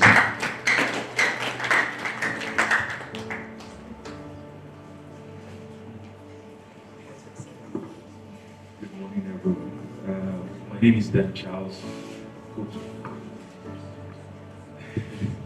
Okay, while Pastor was speaking, there are several things that I got to understand. And then while looking at it deeper, I found that mastery is very important. But trying to relate it to present situations around me, I saw that there are many things out of place. And one of it is, when talking about mastery, Joseph actually had about 7 years to try and fail. Despite the fact he was a dreamer, despite the fact he had all of those wonderful innovations and ideas that came from God. He had a period of time where he was testing out strategies, testing out his abilities and all of those stuff within that time frame before the famine came. So many a times we try to push ourselves to a break point. What's the word now? We want to blow quickly. We want to arrive quickly. We want to get results quickly. And then we miss out many processes, many parts of our lives that we should have gathered together to grow together. And in the period of mastery, those are periods where you mix with. One of the challenges I have as an entrepreneur is to find people who are trustworthy, but they are not skillful. And many times you find people who are skillful, but they are not trustworthy. So you have a period of time where you are trying to master your skills, master yourself, but you can't do it alone. You need people. You need relationships. You need to have influence. You need to have people who will also refer you to other people and all of that. So for me, what I got there is the period of 7 years for Joseph was a period of mastery, a period of recommendations, a period of failures, a period of testing out strategies, innovations. And then the second thing that I saw as a problem to many of us in the society today is the fact that we are affected by our environment. I'll explain. What I mean by that is many persons want the whole world to hear about them quickly. You want people in Israel, Jacob, and the rest of the gang to travel the way to come and buy your services. You want to reach out to the entire world quickly. Whereas the place where you already are, we don't even know you. We don't know what you are doing. We don't understand what you are doing. In fact, when you did what you are doing, all of us complain because we did not do it well. So many times, I'm saying that because for two reasons. One, we don't limit ourselves to an environment. We grow within that environment. You could fail maybe in that your small corner and move ahead, do so many innovations around there. But when it comes to a time where you should push out for the entire world to see, at that point, there is little or no reason why you should fail. There's little or no reason why your integrity should be in question or other things. So that's actually my submission. Thank you.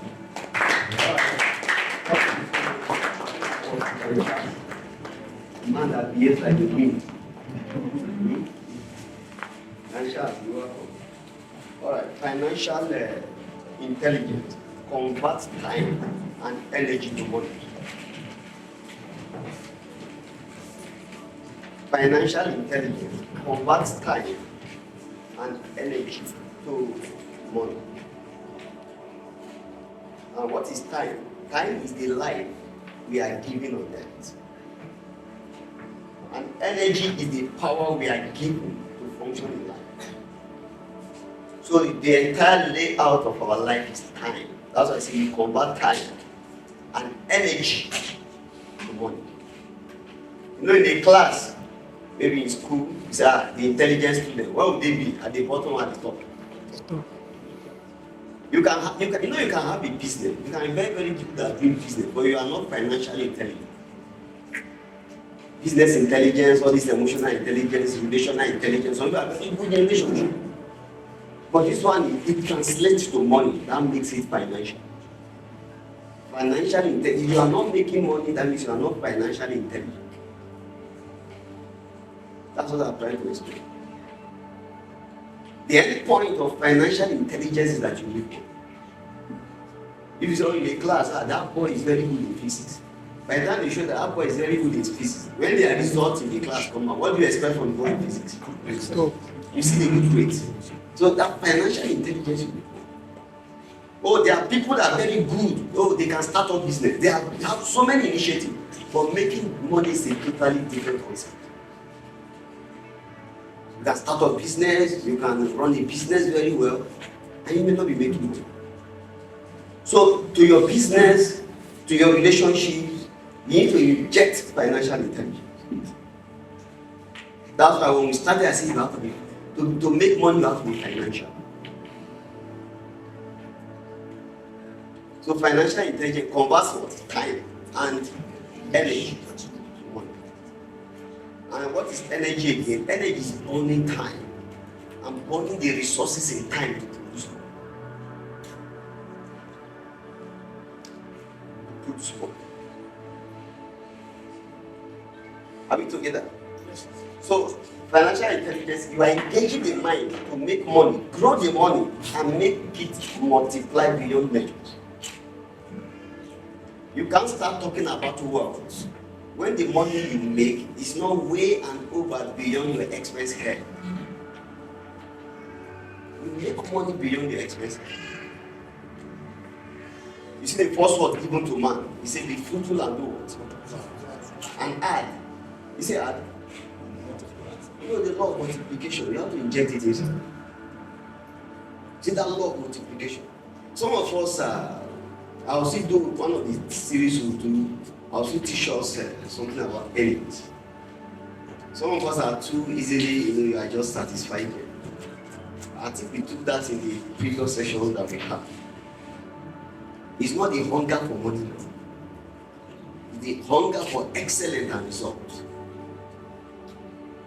So you do the things you do with a sense of purpose, a bigger sense of purpose attached to it. Look at the mango tree. The mango tree produces food because he wants to eat it. No, for the sake of food, he knows that others will eat it. That's why Christian churches say that make an earning, make a living. No, make an earning by what we get, but make a living by what we give. You don't want to be a blessing in this world. Are you touched by the suffering in Nigeria? What is the solution? Analyzing the government. Talking about government. This one, government, it is government. And that's why I told us that should be the first summit that we held. That God, in the mind of God, to provide for you, God is not looking at the government. God gave you the earth.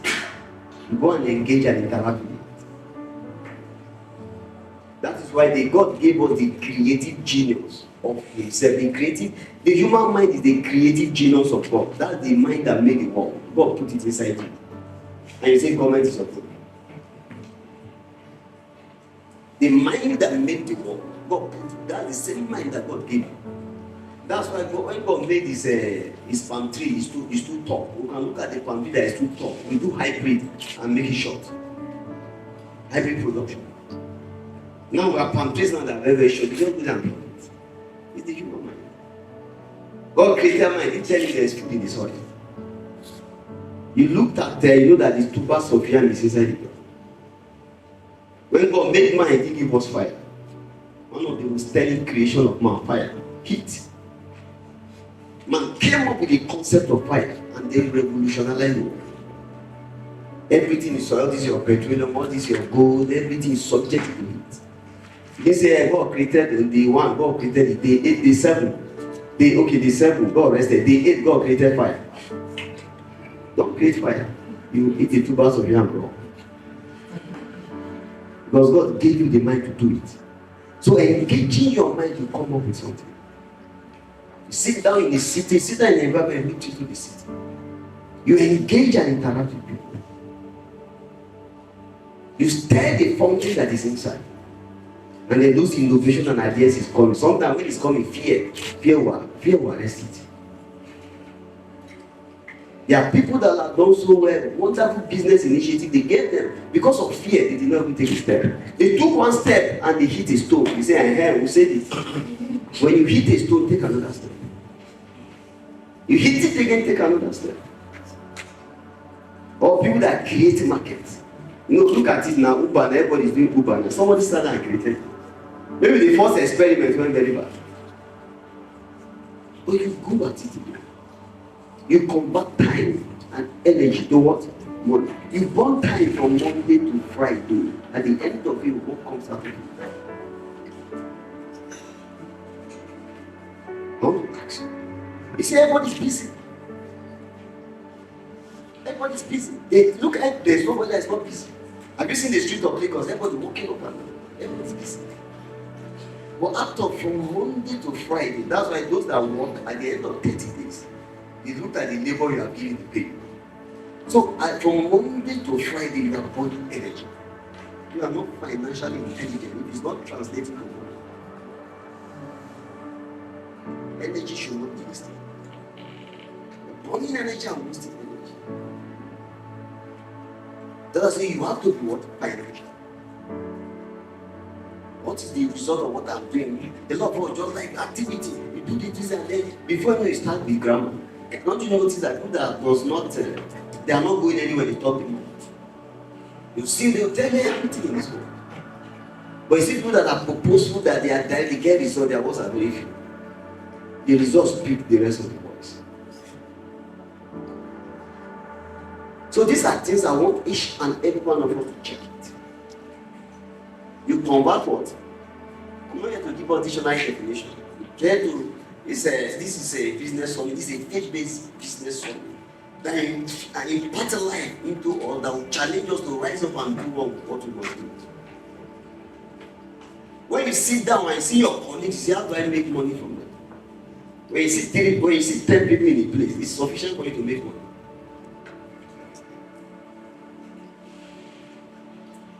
So that's how it is. You convert time and what? And energy to what?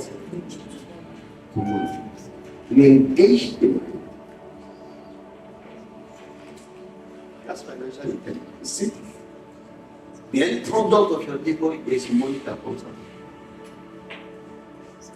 Please, one of the key words I use is what? You have to be what? Financial. You know, life, that's why I have to learn. Life is a balance. There's an aspect that, here's a business summit. So we're not seeing everything here.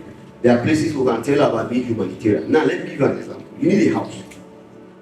Let me show you the financial person. You need a house.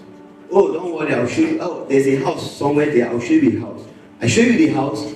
Oh, I know the landlord. The man is my neighbor. I know him somewhere. I had him talking. He has a house to rent. And I take you there. You rent that house. And then I walked away. I'm being kind. I'm a humanitarian person. But come, I will show you the house for a fee. That's the financial person. You see the difference? I'll show you for what? For a fee. So when you inject that fee, that's why I do this consultancy, like that. You want to talk to me, you pay consultancy fee. You want to talk to me about maybe medical doctor now or lawyers. You want to talk to me, you say consultancy fee before I go talk to you. Some people, their consultancy fees as high as 1 million in Nigeria. What some of these big lawyers, some of these doctors, you see them 50,000 for you to see the doctor. So you can see a lot of times, sometimes some things you can do that. There's a place for finance and there's a place for humanitarian. In fact, the money you make will even make you to be more humanitarian. Yes. When you're running up and down, you are that nice guy, nice person. So this is how you create the balance. You have to be financial. Now, take 2-3 key things I will say, and then we'll leave it there. I'm going to explain it. It's open enough about financial intelligence. Number one, I'm going back to what we said in the beginning, seed time. Genesis 8:22, you say, as long as the earth remains, seed time and what? And to explain what the market is, you told us about the market. What are you taking to the market? And is it physical goods? It can be soft goods. What are you taking to the market? I will say that the harvest is the result that you get. So you have to build on that. You must have a skill that you trade for money. Are you hearing? We see some young men now around, they are engaged, they are doing training. You want to learn this training, you want to learn that. They are doing training here. Like someone told me, he paid about 100,000 for a training, in this, this is that cryptocurrency space. I said there were 12 of them. 12 people paid 100,000. How much is that? 1.2 million. And somebody is there, he cannot pay house rent of 200,000. Rent of 200,000. Slowly we start. Just a training they did for like 2 hours. 1.2 million. So if the person does like 10 sets in a day, how much is that? It's also when you just gain a mass, you trade it. A lot of things there are people that are looking for it. How do you create things around it? A lot of things are money. I told you that everything is money. What I've seen is people laughing alone. It's not money. Those days you laugh at them. You just call them anytime you want to laugh, you call them to joke around them and stuff like that. You don't take them serious in the society. But today, are they not the big boys? Are they not the stars? They started with a night of 1,000 laughs. They created an industry. That's why I told you, if there's no market, you create one. You create a market. And I told us, what is the market? Market is the place where they need it. People that are in need, they come. Need. Market, we go around need. If there is no need, nobody will go to the market. Everybody that goes to the market is because of it's need that propels them to the market. And you see suppliers, they are seated there waiting in solution. So there are a whole lot of things you can do in this life. You see, even I've told some young men, even video editing.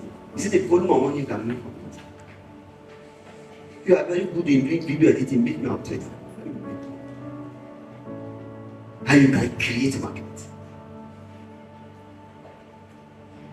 And you can create market. And sometimes you are telling to people, you are giving them an idea, it looks so small, they just look down on it. I've seen people come up with small ideas. Oh, this is wonderful, this is good. They do it in the course of 2-3 years, they are already having $100 million. Then you true like this. We look like, oh, this, like, some people create a market where there was no market.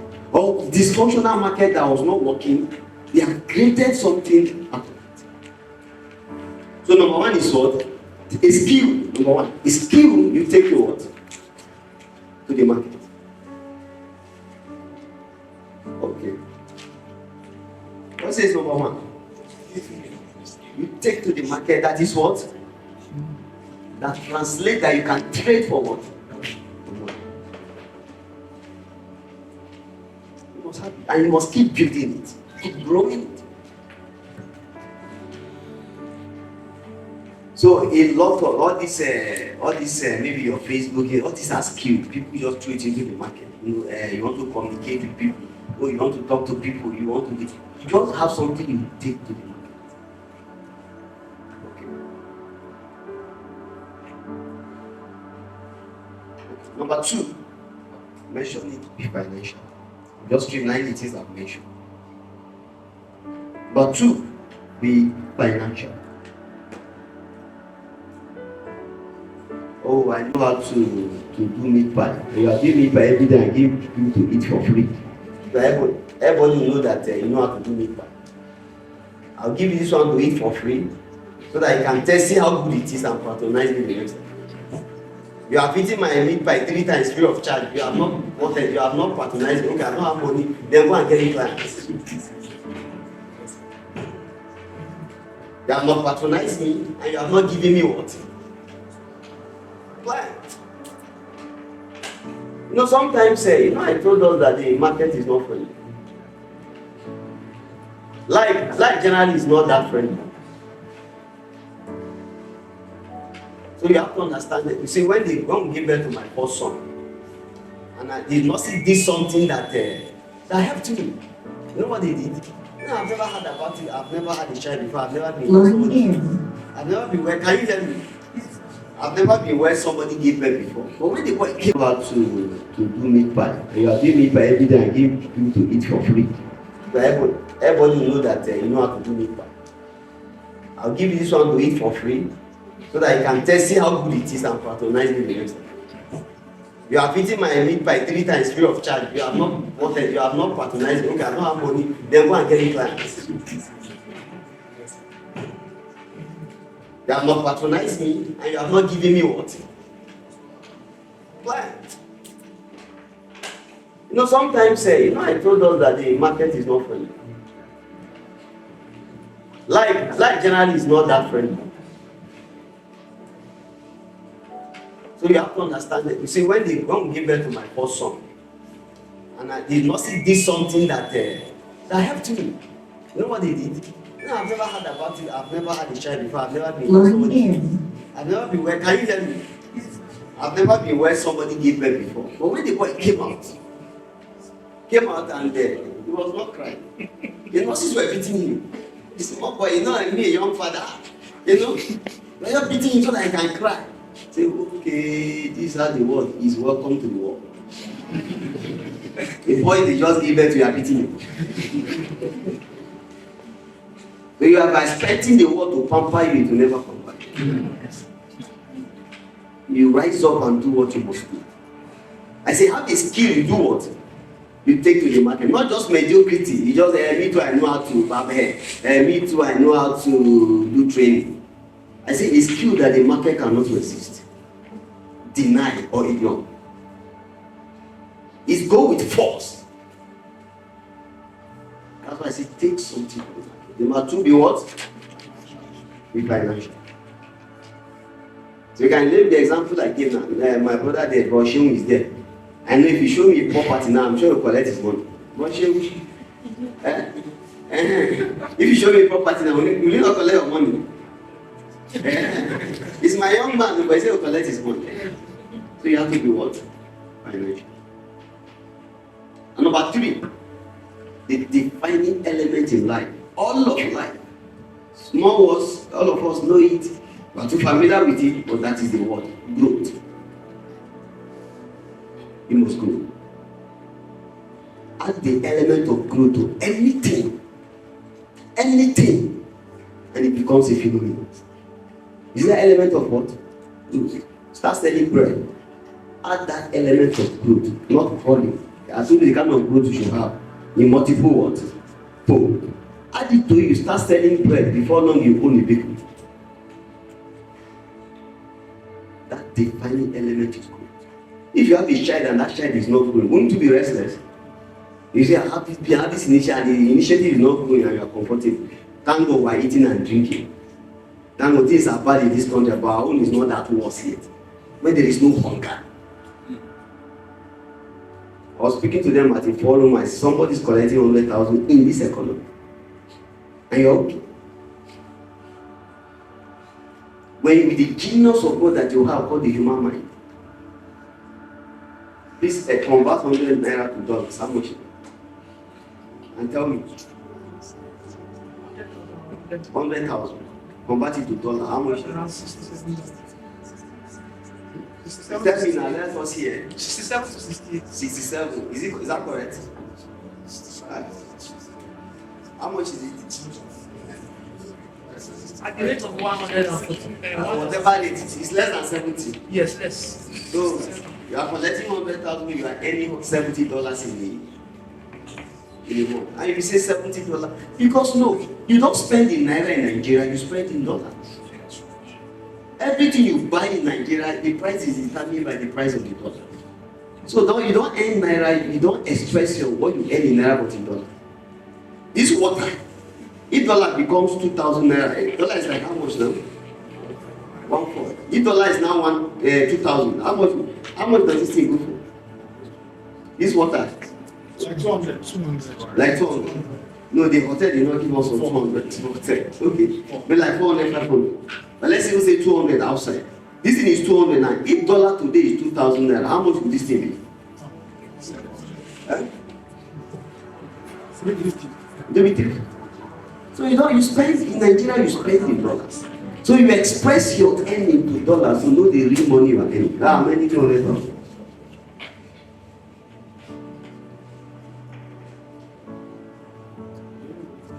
So can you see?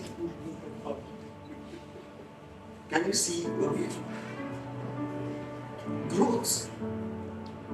So what are the things you can do? Within the environment, your training, your skill, at whatever level can produce. Your training and your skill. And then seek to learn more, seek to do more. That defining element, I call it what? Growth. That's the magical element in life, growth.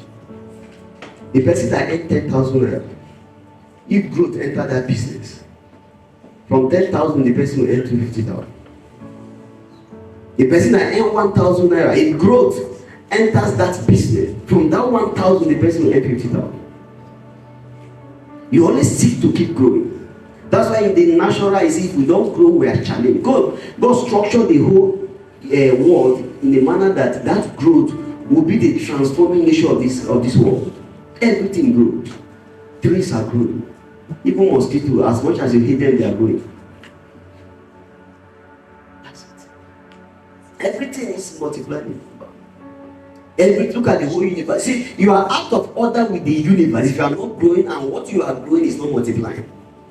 Because the whole universe is subjected to that law, growth and what? Multiplication. You know, dry season, all the mosquitoes die. When they give all of them. You see, everything is growing. You are out of order with the universe, with the world that God created. If you are not what? Growing, and if you are what? In that growth, you are not doing what? Multiplying. You grow by a proficient, please listen, you grow by a proficient management process. There's not a bit you can take in one place. By a proficient management what? Process. We'll talk about taking his kids to the market, we'll talk about being financial, we are talking about management process. A proficient management process. I use the word proficiency to cover 3 things: key, experience, and training. You know, Pastor Dan Charles was talking about learning, through the ropes. It's a proficient management what? Process. Skill. That word proficient, skill, experience, and what? True. By harnessing the powers of the 5 business management process. The 5 M. Money. Men. Let me start with men. Men, money, machine, material, and what? Method. This is the core foundation of the management process. Machine, money, men, what again? Material, and what? Method. I want us to echo it together. Number 1, men, money, machine, material, and what? It's our rest it here. Meeting next 2 months. So,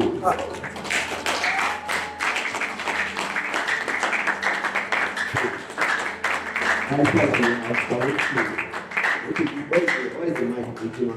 The umpires start to speak from our players, our captains here from their work of experience. So, Barrister, as Barrister Thomas Abubakar, seasoned lawyer and the entrepreneur.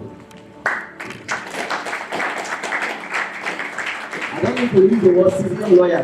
My brother, you already know he's a seasoned there. You already know he's a seasoned lawyer. But when you want to encounter with him. Okay. I said I can talk to us. Pastor, you've done. Yes, you've done exceptionally well.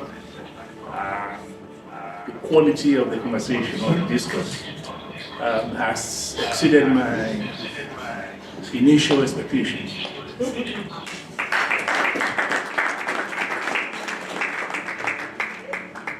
So, a lot has been said already, and I won't belabor a lot of the issues. I know I was checking my time, I think we've spent about 3 hours already, and people are already wearing long faces. Tiredness is setting in, so I won't take much time. I'll say a little about law, the legal aspect of doing business, and also business itself, doing business. So I'll start with the legal aspect. I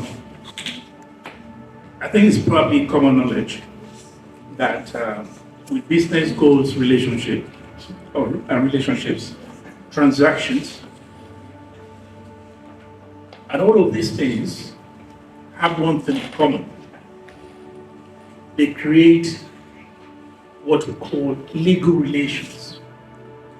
So that even at the base level, going to a market to buy tomato, or even the simplest of things, that interaction that you are having with the other person, you are creating legal relations, which means the law recognizes the existence of rights and obligations once you start interacting on the basis of money.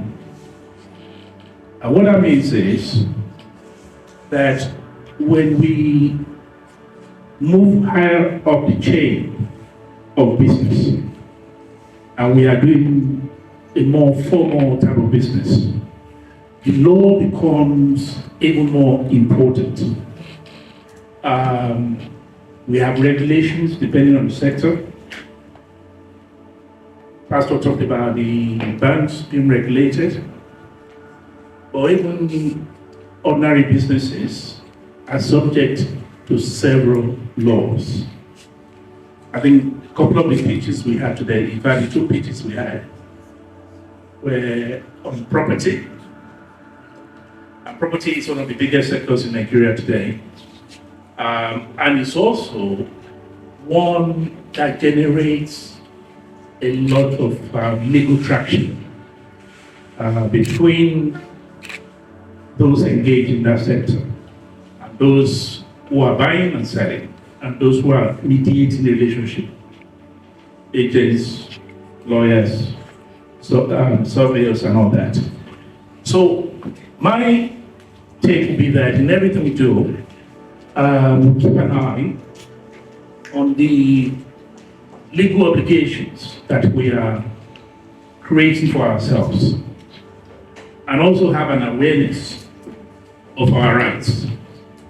I think I mentioned briefly during the one of the pitches that the court system, not just in Akure here, but across the country, is weighed down by a huge number of property-related disputes and also business-related disputes. So all these interactions that you're going to have as a business person, they have the potential to create serious legal consequences. I think a lot of us, we just go into business, we focus on the money part. We think about the commercial and business risks. But the legal risks can also become an albatross around the business. And it can then stall the progress of that business. Because you only need one very serious legal case to find yourself having to pay a huge amount of money to prosecute or to defend or even bring an action against somebody. But what you can do to manage that legal risk is to, as early as possible, have engagement, if you can, with a lawyer, just as much as you should have with an accountant very early on in your business. Your accountant will help you to track your progress or even failure, so that you can be seeing what is going on and be making additional efforts to correct things, so that you don't wait until you're on the verge of bankruptcy before you then call in an accountant. Same applies to a lawyer. You should, especially if you are doing serious business. And serious business doesn't mean a business that is turning over billions or even tens of millions. Once you start, like I said, having serious business relationships with others, it's a good idea to have start having discussion with a lawyer. It shouldn't cost too much just to have that initial conversation. This is what I'm doing. These are the type of relationships that I'm entering into. Are there things that I need to bear in mind? Yes, or do. So that would be for the legal part. For the business part, like I said, a lot has been said, and there's not much else I can say better than Pastor David, the business expert himself. But I'll just add that a lot of businesses succeed or fail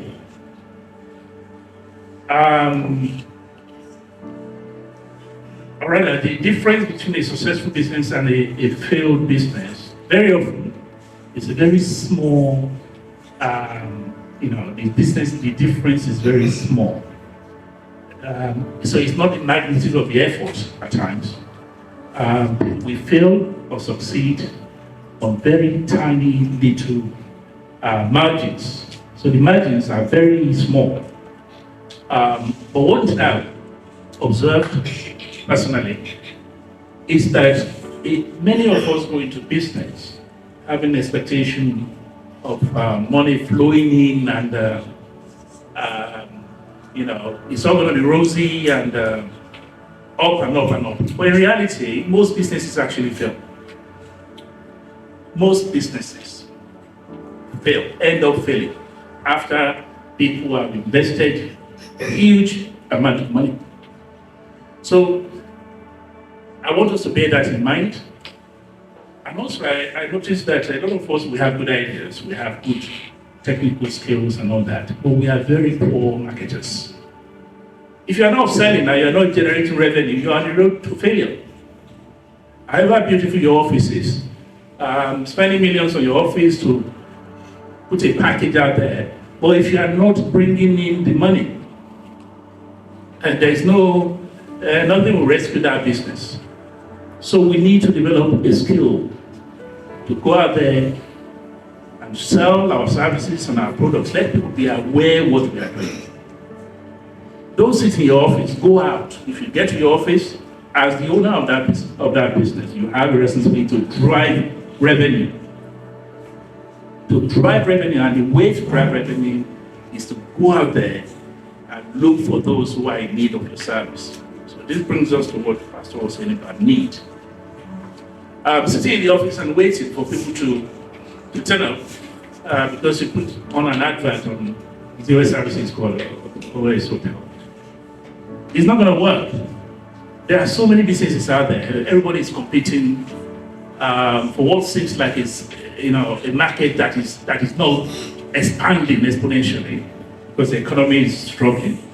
So the opportunities are there, but the competition is on a huge level. So you need, as an entrepreneur, to get out and drive revenue. Because without revenue, there's no profit. Am I right? So it's not about your skill or even the capital that you have to start a business. You have to have the competence to bring in money, to bring in business into that business, to bring in buyers, clients, or whatever it's called, customers. That is the key to one of the most important keys to success. And that's where you find some people, capital is not their problem.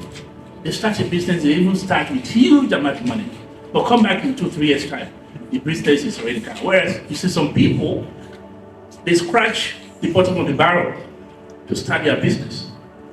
And then come back in 3 years' time, they are flying. Very often the difference is about who is able to drive revenue, to bring in revenue.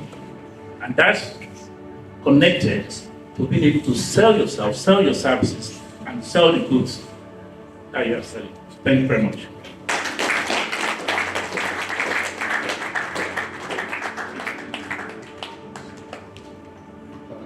I may not learn something from them. What's the key word you pick from them? Again? And from driving revenue, what did he say? How do you drive revenue? He said you should drive sales. But if there is no sales, there is no business. And then you should sell what? You sell.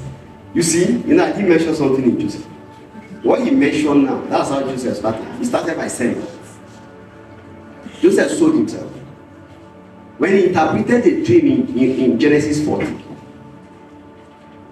to the chief butler, he said, mention me to Pharaoh. Not to anybody. Okay, when you go, please. He said, go, mention me to what? To Pharaoh. I can prove from you from scripture that Joseph knew he was going to be the prime minister. But let's not go there. So he said, when you go, mention me to Pharaoh. That was it. He knew he was going to have a need and he would call him. No, when he stood before me, was it one beggarly man? Please show me mercy. I did not commit that thing. They put me in prison. He tell who the man. He said, when you go, he said, mention me to Pharaoh. He didn't say, remember me. And stop there. He said, when you go, mention me to whom? And let me hear us now. He said, mention me to whom? He said, mention me to You see, sir? So it's not as if they helped him there. He kickstarted the whole something.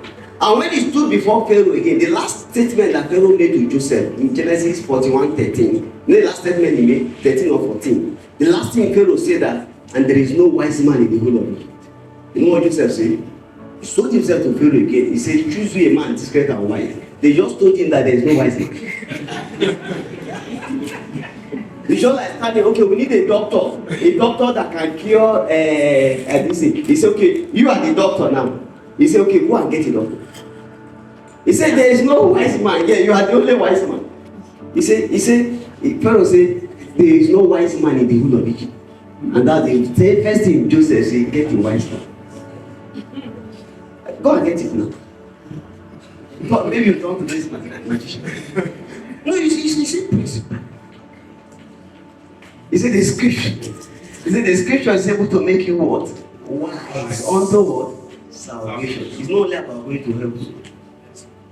In fact, one of the salvation that Joseph told his brother in Genesis 47 verse 5.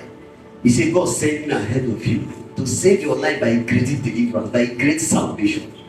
Economic too is what? Salvation. Economic deliverance is salvation. Then the scripture is able to make you what? Wise. Right? Then, okay, let me add. When Joseph brought his brothers, you know what he told them? It's as if that man can spin the screen into the future. He has developed himself. Proficiency or training and skill. He told them, when you stand before Pharaoh, Pharaoh will ask you what is your occupation. Tell him you are a shepherd. And when the brothers stood before Pharaoh in Genesis 47, that was the only thing he had to do. And give him one, but let me deep in their personal